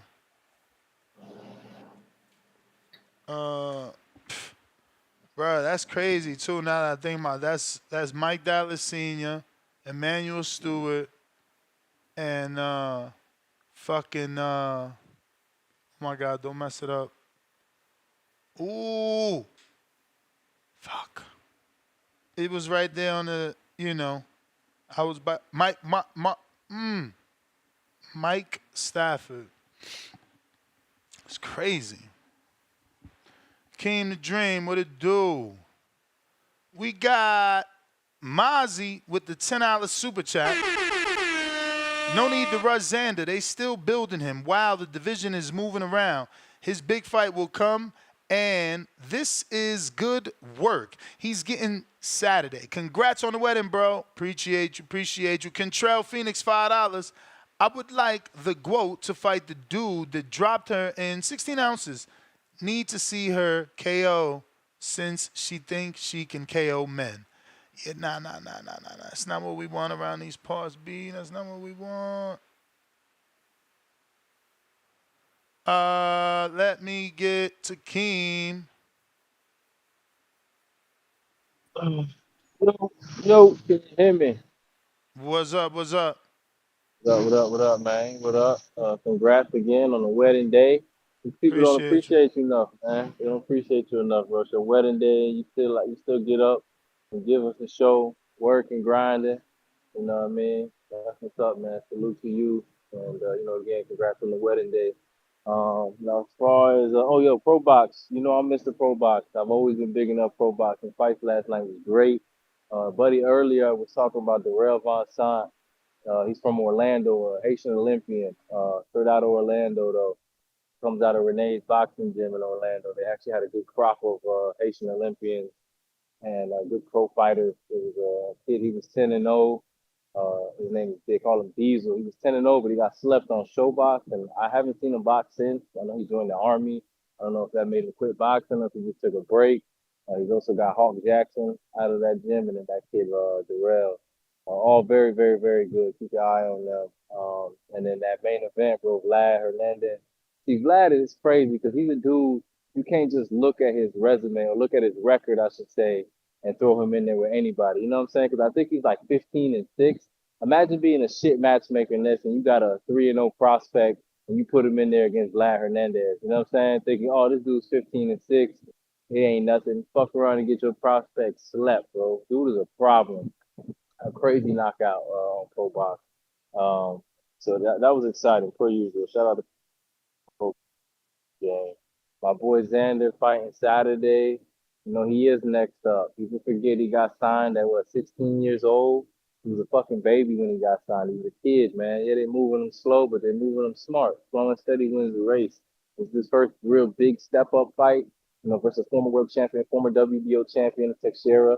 You know, beat Carlos Adames. People don't remember that. You know, he only lost to Castaño, I believe it was. I remember there was a time where they were talking about Teixeira versus Bud. And Bud was struggling to get the fights he wanted. They were talking about him using that WBO status, dropping the 47 belt, and going up to 54 to fight Teixeira. But, you know, to be a world champion in another weight class. So that's, you know, that's the level Teixeira is on. He's the guy who was, you know, was mentioning the name of fighting Bud Crawford. You know, he's been in there with the best. And it's a tough fight for Xander. I do think Xander pulls out the unanimous decision. But this is a tough fight for him, man. It's a tough fight. I actually want to go check the odds because you talking about he minus money for the knockout. I might bet that fight to go to distance. I would definitely put some money on that. I don't see anybody getting knocked out. Funny thing is, I showed my wife some footage of Teixeira. She thinks he's gonna beat Xander. She doesn't like this fight. She thinks he's too much for him. But I got Xander, man. I got faith in my boy. Boxing ability and the skill. We'll see him through in this fight. This would be, I think, a tough fight for him. Good experience, so. And it's what he needs, man. Showcase him in a big main event in New York. You know, they're setting him up like they did Cotto, man. The only guy I remember training in the hood with the ring set up in New York was Cotto. They did that for Cotto. Had him training out there in the Bronx, I think it was, hitting the bag. They set up a ring out there in the middle of the street. Had all the Puerto Ricans out there. You know what I'm saying? They did the same thing for Xander. So they're building him up right. I got a cousin that's flying from Florida to New York to go watch this fight, bro. Because my cousin all he cares about is Puerto Rican boxing. That's all he wants to know. I put him on the Xander. He's a huge fan. He's actually flying to New York to go watch this fight. So this is big for Xander, man. He's got to win, and I think he'll pull it out. As far as Big Baby Bacoli, I like the fight. I got Big Baby beating Bacoli, bro. Like, people forget Michael Hunter stopped Bacoli. Unless if I had to ask you who's a better boxer skill-wise, I'm going to give the edge to Anderson. What would you say? For sure, but I would give the power. edge in Who got more skill. power, Hunter or Anderson? Oh, we compare Anderson. Yeah, No, but I didn't know. Stop Bacoli, and Anderson's a better boxer, No. and he's got more power. I brought that up to people. I said, don't forget. You know, I think it was Majid. I told Majid, like, don't be afraid. Remember that Hunter beat him, but yeah, stopped him. He didn't just beat him, bro. He stopped him in the last round. I also told people that, you know, we never consider Hunter to be like the next American heavyweight. That's something we call Jared. So there shouldn't be no And he's fear. a smaller guy. He was a cruiserweight that moved up. Hunter's not no 250-pound, 6'4" legitimate heavyweight. That's Jared Anderson with boxing ability, boxing skill, big power. I mean, don't get me wrong, Bacoli's a good opponent. He's a good fighter. He's not a former world champion like Charles Martin was. You know what I'm saying? His best win is Tony Yoka. Who the fuck is Yoka? Yoka's on a 3-fight losing streak. He was never that good. He was hyped up from his amateurs, and if you really know, you shitting on his resume to big up Jared. His resume is 10 times better than Jared, bro. That's not fair. Like, you could say that about Yoka, but he's on Bacoli's resume, not on Jared's. No, what I'm saying is his best win is a guy that Jared would beat the fuck out of. Man, woulda, coulda, shoulda. And a guy Jared that beat didn't him, though. and a guy that beat him. But Jared didn't. But Jared didn't. Jared's a better fighter than him. But Jared didn't, and he on Top Rank, and he ain't fight fucking Takum, and he ain't You fight, can only and get he the ain't fight opportunities Yoka. that are getting to you. And And he's that's the getting his point. opportunity, That's the and he's point. gonna That's the point. The win, and he's gonna show matchmakers you what didn't he give can him do. the opportunity because they knew he wasn't ready. Because guess what? Yoka was signed to Bullshit. Top Rank. No, you bullshitting. Bullshit. You bullshitting. Bullshit. You know how this shit Bullshit. work. Get the fuck out of here. Yeah, You gonna man, tell they me? said he You could have gonna beat the tell shit me? out of Yoka, you know it. Man, get the fuck out. You He could have know it. beat Yoka They and they put him didn't in give there it with to him. Bacoli thinking shit was Oh, sweet, and oh, Bacoli oh, beat Yoka's oh, ass. oh. And he been getting his Be ass beat ever Yoka. since. He could be Yoka, but they put him in there with Riyad Murray. Get That your was a ass tune-up. out of here, man. Little Get your But ass out of here. He man, could beat that's him, but all I this is the got. first step up. Appreciate you. He gonna beat the shit out of Bacoli. He could beat him. Drop Oh his no! ass. Oh, I forgot Big about slow Martin. ass. I forgot 300 about pounds Martin. slow. Man, all he got is a good jab. Fuck out of here. Jared gonna beat his ass. Hey, I'm not saying he not, but don't be out here capping like Sound he like he's could beat saying that. It sound everybody. like he's saying that. It sound like he's saying a No, lot of that right it now. sound like you saying, all his woulda, coulda shit. He ain't did shit. He ain't fought Sanchez. And I'm He telling ain't you, fight he Luis already fought Ortiz. somebody He better than turned those Bacoli and fights Charles down. Martin. You know what I'm saying? And Ranked for 9 Yoka and Takum would be the biggest names on his resume, and he ain't got them on his resume. Tackle. Who the fuck? Come on, tackle, man, please. Didn't Tackle get knocked out by I gotta go. I gotta go, bro. Carlos Takum is a common opponent with AJ, bro. You out here capping, man. Like, this is what we do as boxing fans. We tear people down because we want to big another one up. This shit bananas to me. Like, his resume is good, but Coley got go start from Maurice Vaught. He got like one no name after Maurice Vaught, and then it's all names. Like, I don't know what the hell he talking about, but Jared Anderson's resume don't read like Bacoli's resume, so he could cut the shit. You go to Maurice Vaught. Obviously, I don't know who the fuck Pereira is, and that was after Maurice Vaught, but then he fought Kingpin Kevin Johnson, Rodney Hernandez, Sergey Kuzmin. Fuck. Even this is another tune-up, but look, Tony Yoka and then Carlos Takum, man, get out of here. And in between there, he had like 2 tune-ups. That's not bad. Michigan, new caller, who's this? Yo. You. You hear me? Yes, sir. Who's this? I'm Grant, man. I'm a huge fan of your Grant? channel. Grant, like government Grant. You the man, champ. Appreciate you, man. Thank you for tuning in. Yeah, man. Absolutely. Listen, so I'm from Michigan, so I mean, Jared Anderson is kind of like adjacent, so we kind of claim him too a little bit. We don't have too much going on here with the men boxing. I think honestly, man, this is a big step up. Like we talked about the Hunter stoppage. I think Bacoli, he had a shoulder injury, like it got dislocated or something. I mean, it's boxing, it happens, but like I put an asterisk over that stoppage. And honestly, I think the old boy before, he said something about Yoka was on a 3-fight losing streak. I think Bacoli was Yoka's first loss. Like, I mean, yeah, whatever happens after that, yeah, he lost 2 fights after that, but that was the first L. Like, it's not like Yoka was already on the way down that he fought Bacoli. I think, honestly, this is a really dangerous fight, and I'm real concerned if the Anderson who fought Charles Martin and, couldn't really do anything with the Belgian dude, I'm concerned. Like, I don't know if this is just a cut and dry, Jared gets him out of there. What do you think? I mean, I'm kind of with Keem. I do believe that Hunter, that Jared is a better version of Hunter without disrespecting Hunter. He's bigger. I mean, go ahead. Hunter, he had Povetkin under his belt. Povetkin fought Usyk. He fought at a way higher level. No, so for sure. And that's what I'm trying to tell Keem. He keeps talking this, if he would have fought him, that shit don't matter. These fights got to be fought, and that's what we seeing every day.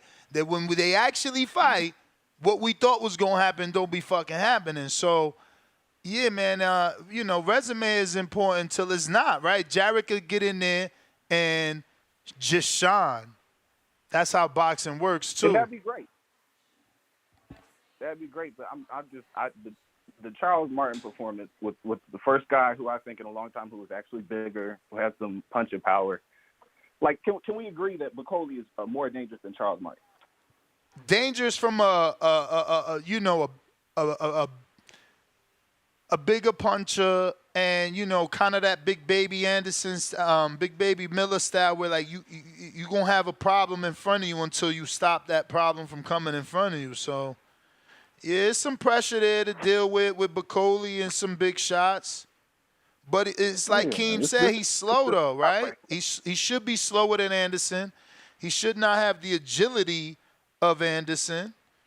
It's the power. We got to see what happens with the power though. We'll see. But man, hey, congratulations on the wedding, man. I'm 2 years in myself. Congrats, best wishes, man. best of luck. And I'll be calling him more often. You may feel like it's your time, but it's not your time. Yeah, I mean, we want to assume. I know Keem is assuming as a boxer himself who moves. We relate Keem to Kimachenko, right? So he probably think Anderson gonna move, but that's what I'm saying. Some of these fighters make these rings small, and you can't move. That pressure, constantly in front of Jared, we gonna see. But we realize he ain't no small person. He was 251 his last fight, so. He ain't nowhere near small. Joe Pilot de lo mío, calocar.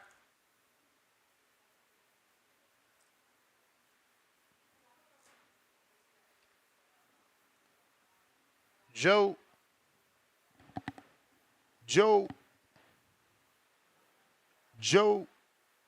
We going out to UK's finest. What up? What up? What up? Yo. What up? We hear you, champ. Ooh, ooh, ooh, ooh. Nick, the wrecking ball. Daniel Dynamite Dubois. Hamza, the hitman. Teixeira. Yes, salute.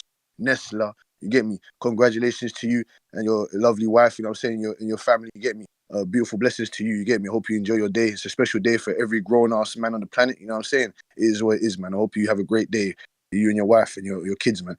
And by the way, Ness, man, your son, he proper, obviously that is your son, but he proper resembles you still. That's funny, man. Proper, that's a little Nestler right there, boy. He proper resembles you. But back to the boxing. A great night of fights. Actually, hold on, wait a minute.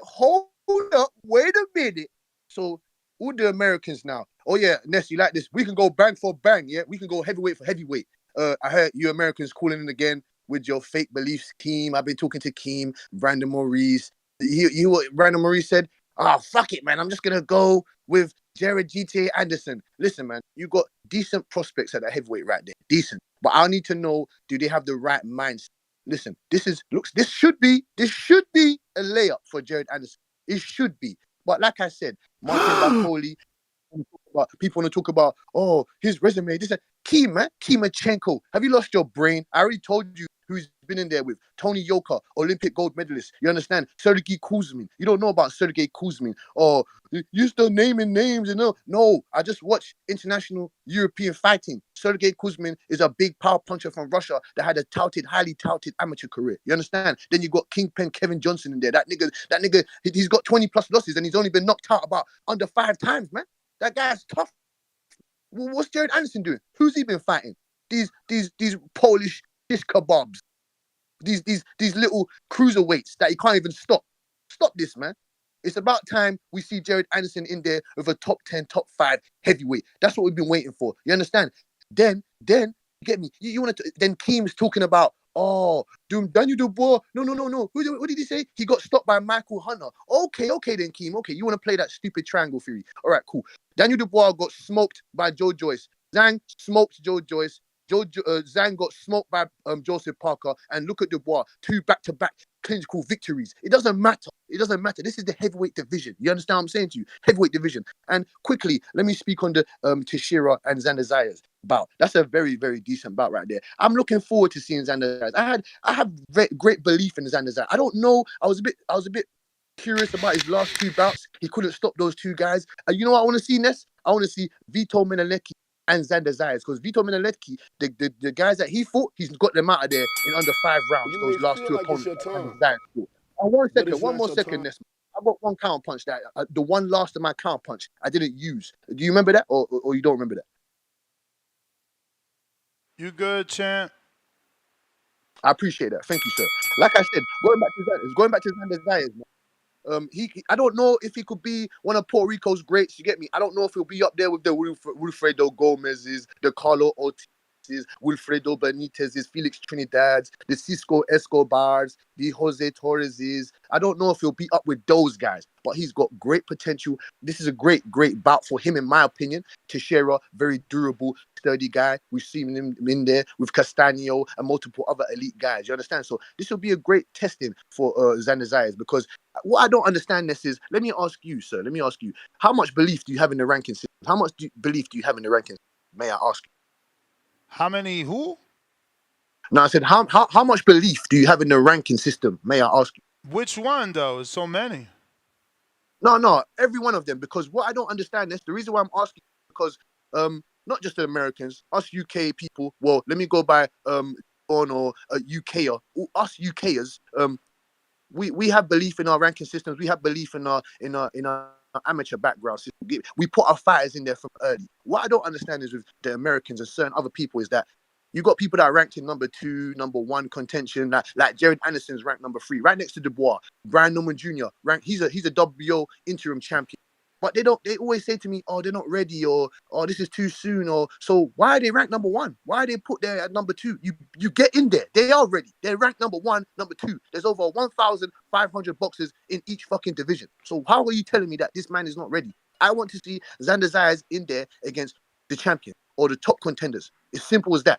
Can you explain to me why we don't see that? Can't explain it.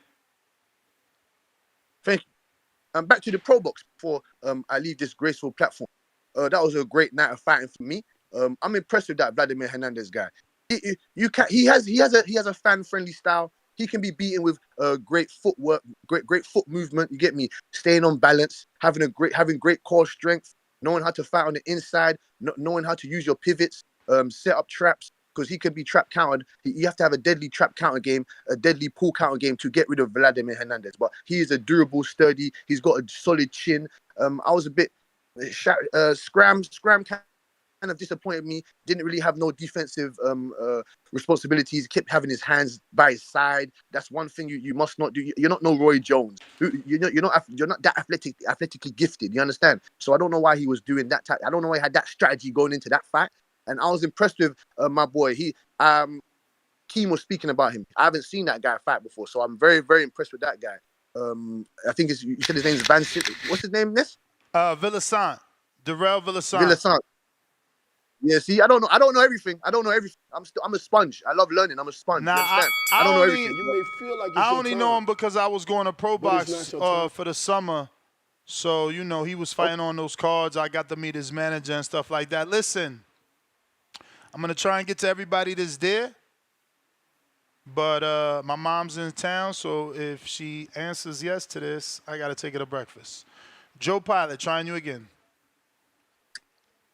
Yo, you hear me? I hear you. Yo, you hear me? I hear you. Dime a ver qué lo que de lo mío. Felicidades. Te está convirtiendo en un hombre serio. Ya lo sabe. Yeah, man. Salute to Majid. Justice for Lenarditude. Yeah, AB Pop Top, where's her rematch at?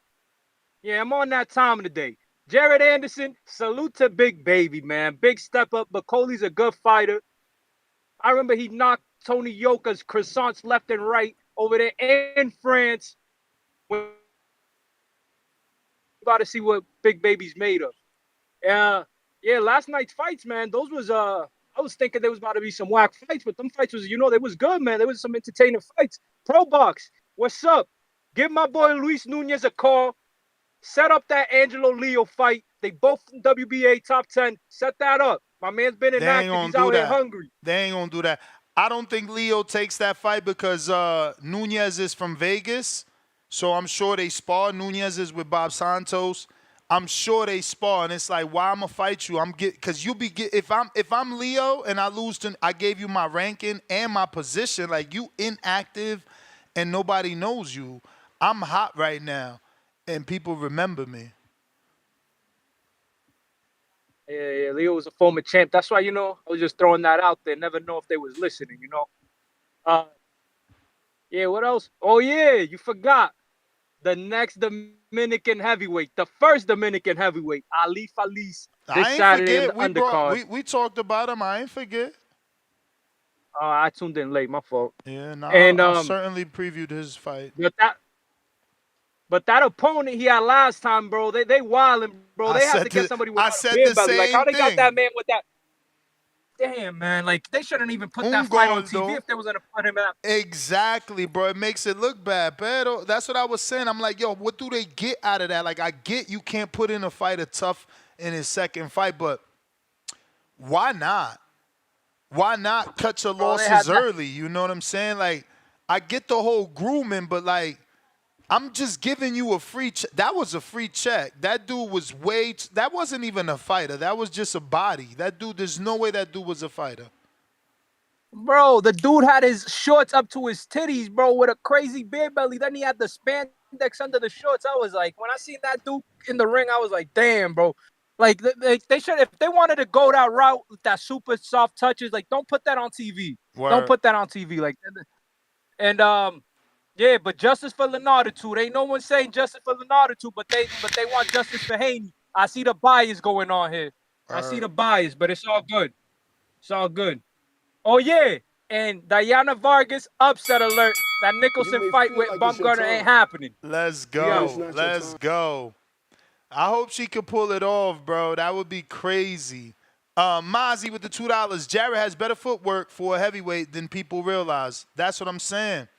And that's what Keem's banking on, that if Bacoli is slower, Jarrett can stay on the outside. Tone deaf, or at least stay away because of agility. Member for 3 months on that prospect level. Happy wedding day. Be proud of your success. Appreciate you, champ. Brambo, $2. The Haitian kid, Villasant, is the truth. Yeah. All right, we got CYP.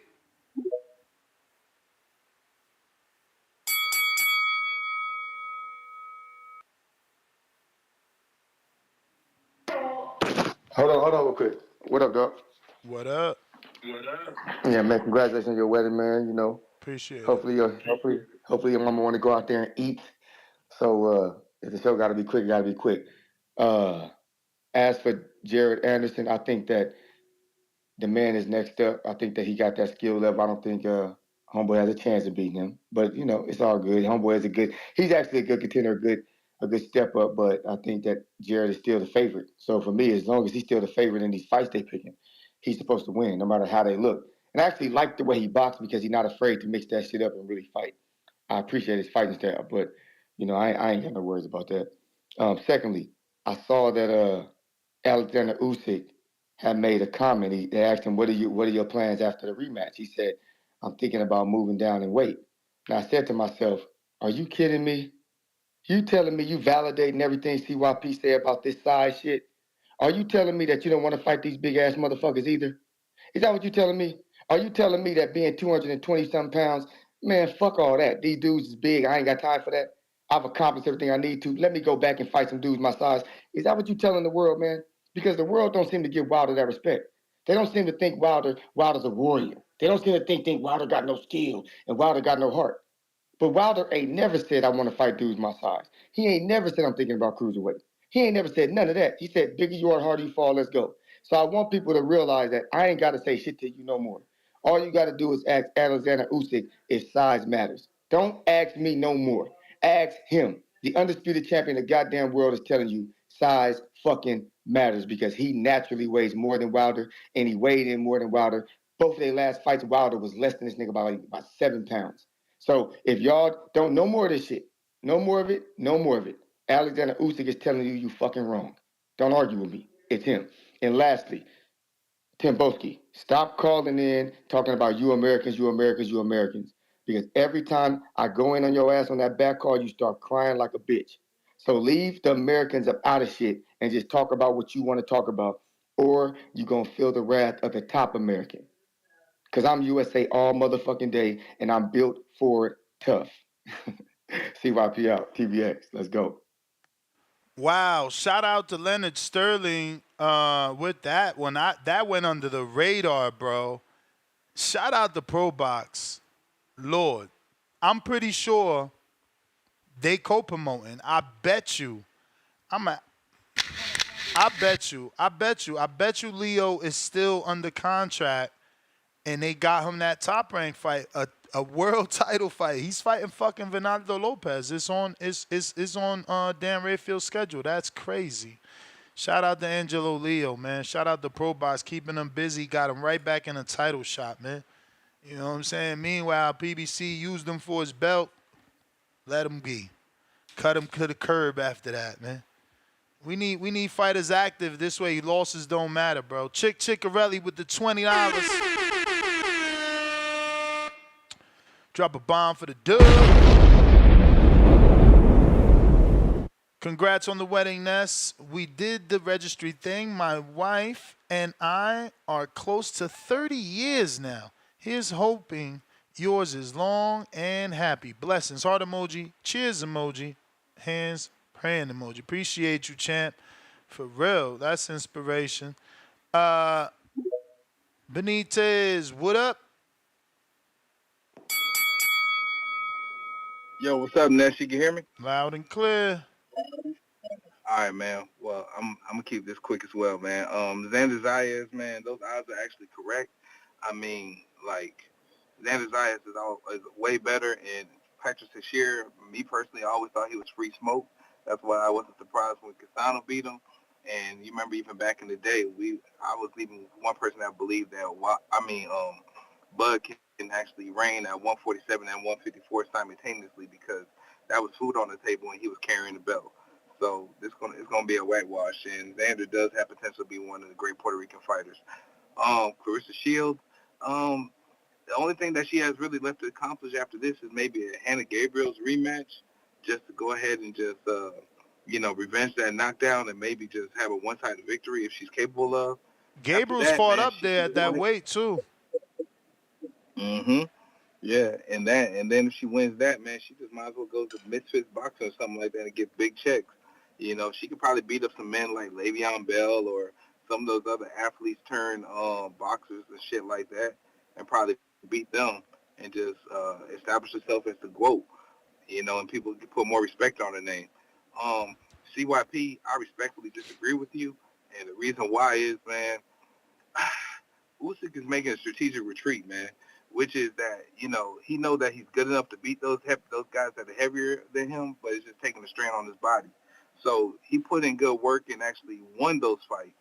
And so he now just going to go ahead and extend his career and enhance his legacy by fighting guys like Okoli at Bridgerweight, I believe, or even moving back down and just reigning at multiple divisions where he's going to put himself in conversation as all-time greatest boxer. Whereas Wilder, we said many, many, many years ago when WBC established the Bridgerweight division, I said, man, that division was tailor-made for Wilder. He should have had went across that path because the guys at the time, I mean, I can't remember the guy's name, but they had a fucking Rozecki fighting the dude. I can't remember the other guy's name, but Wilder was better than him. And he could have just stood tall at that division right there, being named and brought popularity to Bridgerweight. So with that being said, man, it's a difference than taking strategic retreats than being a crash dummy. Shout out to you and shout out to the community. Peace and blessings to you, Ness, man. On my wedding day, only thing I had a flask of tequila in my damn jacket, and I was just waiting to give my wife back shots at the end of the night, man. That was it, bro. So, man, enjoy your day. Peace. Appreciate you, champ. Malcolm, what up? Yo, you hear me? Yep. Shout outs to Boxing Voice. Nats, again, congratulations, my brother. I wish you You many, may many, feel many, like it's your many, time. or a happy lifetime of marriage, my brother. Appreciate you, champ. Uh, Thank you. yeah, man. Yo, I woke up, right? I got a message from my pops, and he's telling me like, yo, you have to check out the pro box fights. You know, That's he was dope. telling me it was actually a good. Yeah, like my pops is really into boxing. You feel me? He watched everything, so he told me that shit. I'm like, all right. The fact that he's telling me that shit, it's like, yo, like I could tell it was good. And right Yo, now, I I'm on woke to up the. and seen that shit had 54,000 views. I'm like, wow. I didn't expect that because they average around 60 something thou. And because I thought that Yeah. card was not as good as some of their cards, I was like, oh wow, 50 something thousand views already? Yeah, that's why sometimes you just gotta tune in, man, because whether you know the names or not, it'll turn out to be some great fights. You know, shout outs to Villasante. I think that's how you say his name. Villasant. That fucking body shot knockout. Yeah, that shit's crazy, man. Wonderful knockout. You know, he channeled his inner Mike McCallum in that one.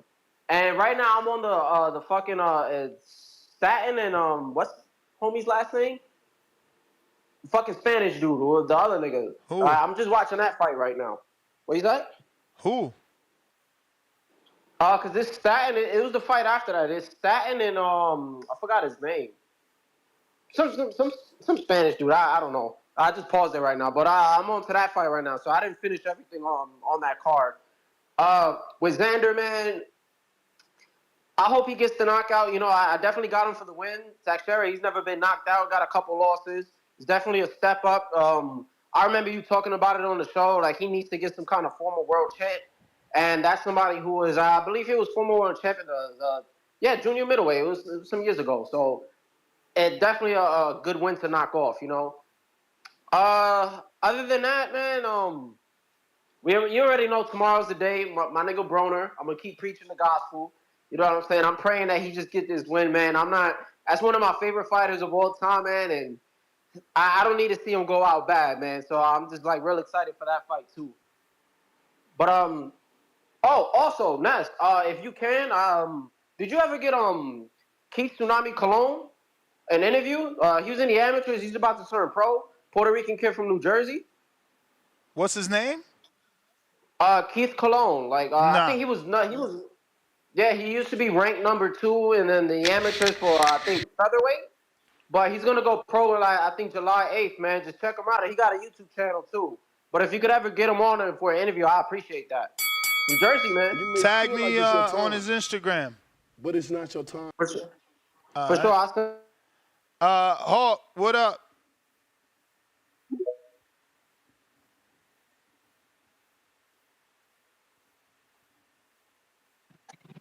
Yo, nuts. What up, champ? Ain't too much, man. Congratulations, and on the marriage, man. And if I could give any advice, it would be patience, my brother. Just have patience. But Word. yes, sir. Yes, sir. Everything else will work out. Let me say. Okay. First of all, now you're talking boxing. Christian Shields, dog. 2-time gold, 3-time undisputed. She's the GOAT. There is no question about who's the GOAT. That is my favorite fighter, bar none.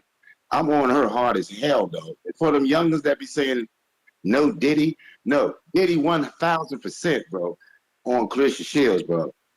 Dog, the other girls, Serrano, all of them are very good. They got a lot of fights, a lot of great fights, and I don't got anything bad to say. All I can say is Carissa don't be in fights. You know, before a fight, they say we're going to war. All the other girls do go to war. Carissa Shields goes in and just whips ass. She don't go to war. She reminds me of Floyd when he was out here. When everybody would have a doubt on the fight with him, he just barely gets hit. Carissa, she barely gets hit, bro. She is the GOAT. She's the best boxer. Women or men, for me, she's the best. So that's the reason why I told you I don't fuck with Tank Davis. Goddamn, I don't mess with Tank Davis. Because he talked that crap. So I want to see him get his head knocked off. And even that other fighter, hello? Yeah. Can you hear me? Yeah. My bad. Somebody trying to call in. The He done took himself off. Quan, what up? Yo, what up, Next? What up? Nothing chilling, man. Just wanted to tap in real quick. Talk about Xander. I think he gonna put on a good performance, but I do want to say, and it's not even my words. These is from the Puerto Ricans over here in the west side of Cleveland. They think he the real next and upcoming Puerto Rican, not Edgar Belanga. They do not believe in Edgar Belanga. I don't believe in Edgar Belanga either. I think he's scary. And I want to know why he ducking that Caleb Plant smoke. I feel like they trying to phase Caleb Plant out, and I don't think he deserved that. Last time we seen him, he was in there with Benavidez, and he stuck around there. He survived, but hey, he got in there with him. So I don't know why he's trying to get phased out. Like, even looking at the rankings, he ain't even in none of the top 5 and none of that. So he need to be in there, and I think Edgar Belanga need to get in there with like a Mabili or something. They need to make that work. But as far as Jared Anderson and Martin Bacoli, yeah. Jared Anderson about to fuck Martin Bacoli up. Put that out. It's a knockout. I'm going with the knockout. He gonna show that. The reason why I say that is because I know he gonna be motivated behind that Saudi money. This is what he really in it for. He say he not really, he ain't care about the championship shit, but now he gonna be getting the bag, and you press the Saudis. So I think he about to put on the performance. Need to make that happen. It's kind of unfortunate what happened with the Virgil Ortiz and Tim Tszyu. I was looking forward to that, but now that Tim out and Virgil free, Oscar De La Hoya put Virgil in there with Charles Conwell. It's time. Ain't no excuses, bro. That ain't happening. Same promotion. Listen, what's the excuse? He number 2 in the WBC. Make it happen. Get that going. Conwell gonna get Virgil. He gonna get him some problems. I need that to happen. But yeah, that's my call. Shout out to EBB. All right, G-Von.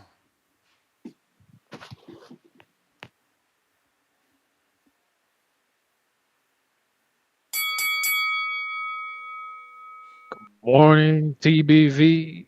Another beautiful day in boxing. Hey, Ness, congratulations, my man. Appreciate you. Congratulations on the wedding. Hey, yeah, man, plenty of blessings going your way, man. Hey, look, Jared is given an opportunity to be on a major card. Shout out to that. Hopefully, he shows that he's serious about this shit. I heard he trying to hook up with Sugar Hill. I think that would be great.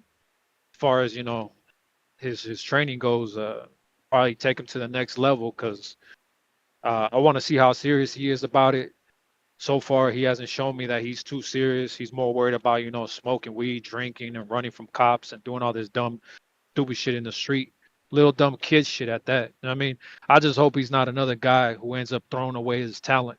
You get what I'm saying? We have too many of those guys that are talented and end up, throwing it away because they're more interested in other dumb shit. I feel like Jared could be great, but I don't know where his mind's at. Mine's on some other dumb kid shit. You know what I mean?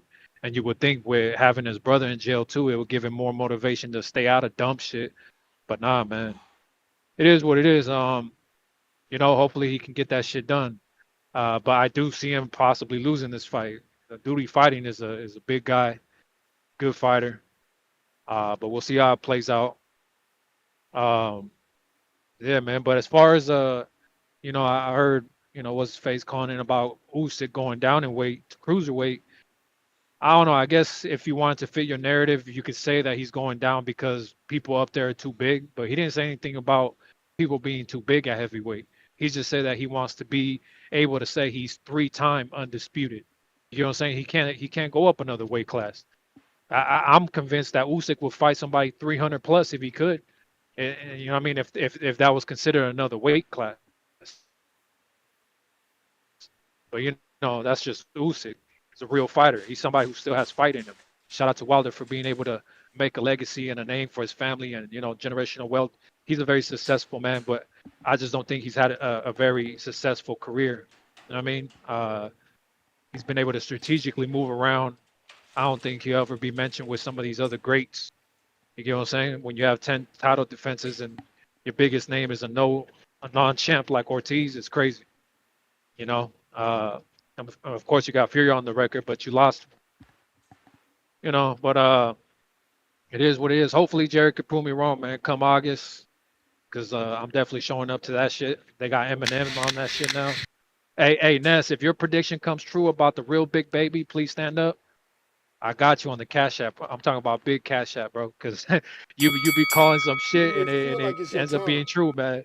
but You it's you not your They time. people not listen. fighting though. They not fighting. I mean, I hope the fight ends up happening. That would be dope. But like No, Eminem is but they there. They both there needed. though. They both I there. know. You never know.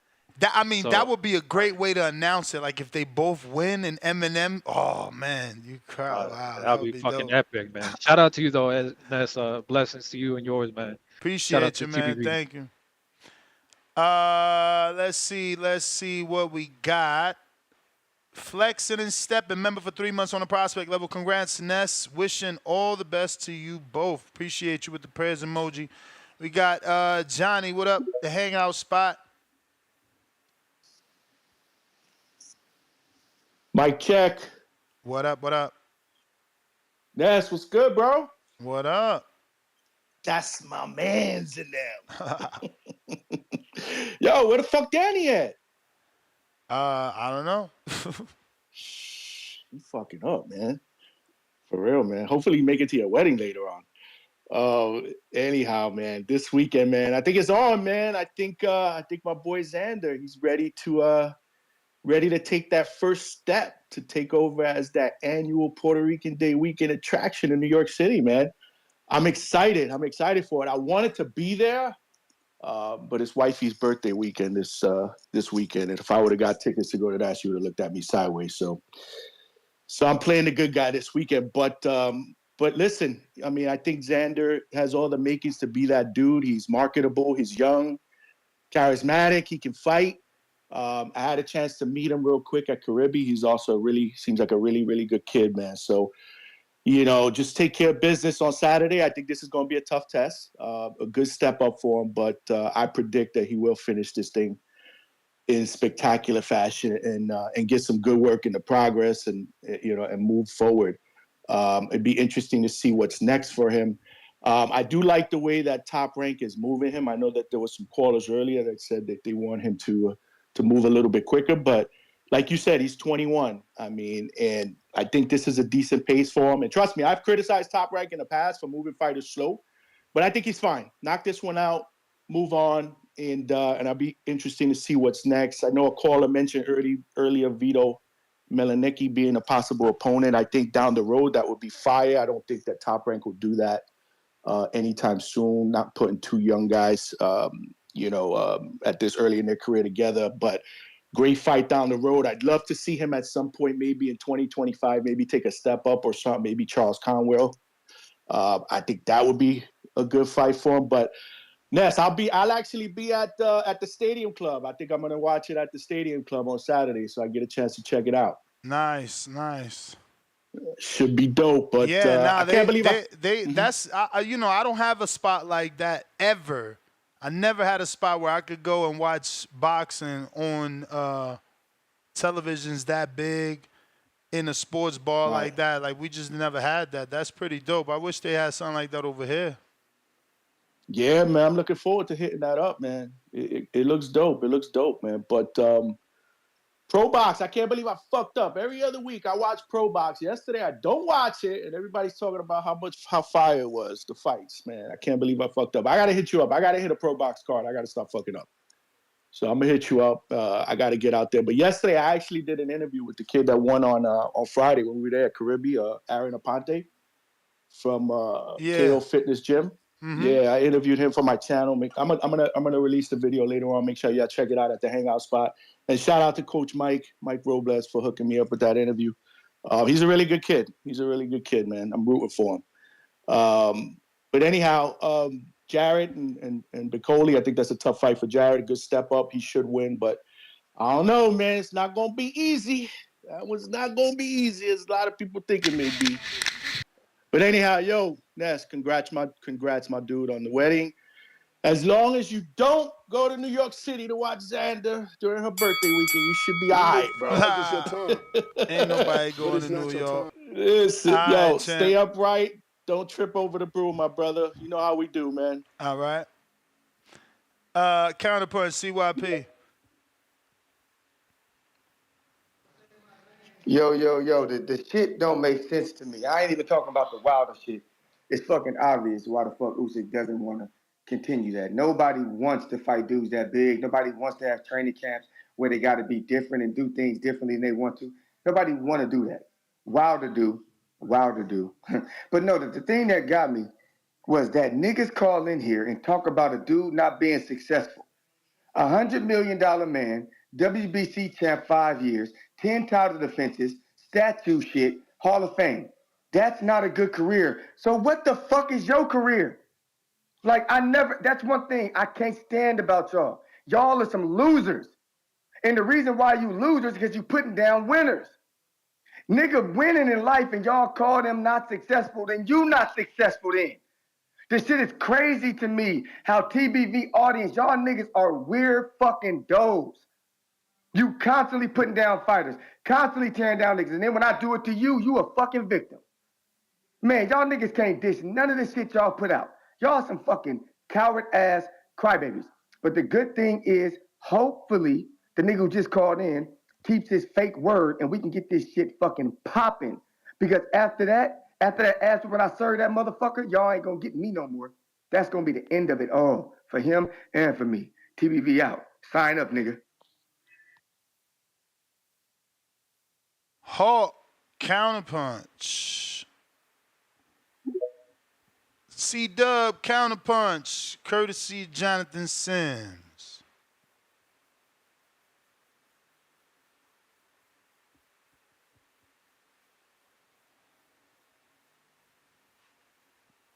Hawk, Yo, what up? you know, You breaking up, Hawk. yo, You there. You not there. Come on, Hawk. what the hell? Tip, what up?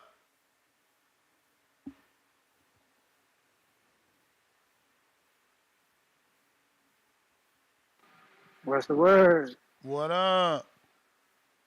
Man, I hear y'all talking about Xander Zayas, but I'm here to talk about the real face of top rank, Jihad Tucker. You know what I'm saying? Jihad Tucker will be fighting on the 8th, in the bout against a guy who fought Xander Zayas and Troy Isley. He took them both 8 rounds, but we know Jihad more of a puncher than Xander Zayas. He gonna get him out of there early, I expect. And then shout out to Shane Mosley Jr., man. Golden Boy just holding shit down, man. Next, we got that Daniel Jacobs fight, man. It's looking sweet out here. You know Bro, what I'm they saying? claiming Plant turned that fight down, bro. That's crazy. Man, listen. I heard somebody else call in earlier talking about Plant and Berlanga. Listen, my man, if Caleb Plant is not, if Edgar Berlanga is not giving Caleb Plant the attention he wants, bro, Demetrius Boo Boo Andre called out Caleb Plant. Y'all need to hop on the internet, Twitter, the Instagram, motherfucking fucking Facebook, MySpace, and tell Caleb Plant, yo, what's up with Demetrius Andre? He want to fight. Caleb Plant, look, I fuck with Caleb Plant. And Caleb Plant always talking about he looking to fight. He not ducking nobody. Look, Demetrius Andre is on the back half of his career. He looking for big fights, bro. That's a fight you can get. Let's make it happen. Same side of the street. Should be no problem. Damn. What else we got? You already know the next week card. My boy, Gary Antoine Russell. There y'all go. You know what I'm saying? We fighting former champ. Alberto Pollo, you already know Gary, you know what I'm saying? We're going to continue to knock out Street as expected.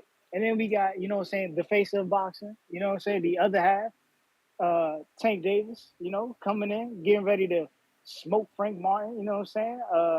It's going to be a Texas Roadhouse, man. You know what I'm saying? You know how we going to do. You know how we going to do. We do, we do. And then I seen enough, you know what I'm saying? I seen enough. Jared Anderson versus Martin Bacoli. All them wild ass punches Bacoli be throwing, them new shits is wild as fuck. Jared coming straight down the pipe, he gonna drop him with an uppercut, bro. It's gonna be a spectacle. You heard it here first, bro. I'm telling y'all, it's gonna be easy work for Jared. And y'all know I ain't the biggest Jared fan. You know what I'm saying? I keep telling y'all the next face of American heavyweight boxing is gonna be Richie Torres, man. You know what I'm saying? The White Tyson. But yeah, that's it. That's all I gotta say, next. You know what I'm saying? Shout out to these guys stepping up doing their thing. All right. Hawk trying you again.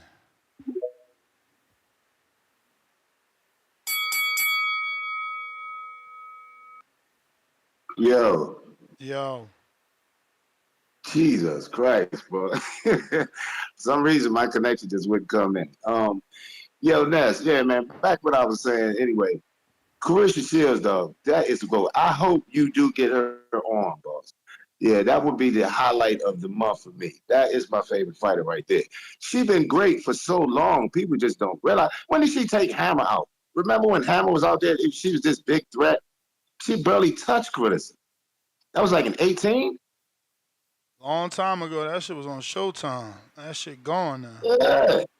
Look how long she been great, dog. Come on, man. She's the GOAT. There ain't no question who the GOAT. So you expecting to have her on today? Maybe. I don't think that's happening because that shit should have been happening. Oh, damn. Oh, okay. Well, it's whatever. But still, as far as I'm concerned, that's the GOAT. And it ain't no question. These other fighters, they great. Serrano go back. She go back. But she be at war, man. They be at war with the fight she be in. She be at war. And I know you was calling for her to go down and fight the girl, the bum. But nah, Carissa Gray fight at light heavyweight. She already got a fight. The bum. She already got a fight. Yeah, she ain't got to go down to 135 for the bum. She can stay right where she going. She go on. She got a fight in 2 months at I forgot the name of the country she fighting in, but she going for a light heavyweight title there. So yeah, that way she can stay looking the way she look too. She's fire. So, but yeah, that's my favorite fighter, man. I hope you get her back on. Anybody on the outside of her, nah, it's her. It's Christian Shields. That's the best. The GOAT. That's my call, Ness. Oh, appreciate you. Ness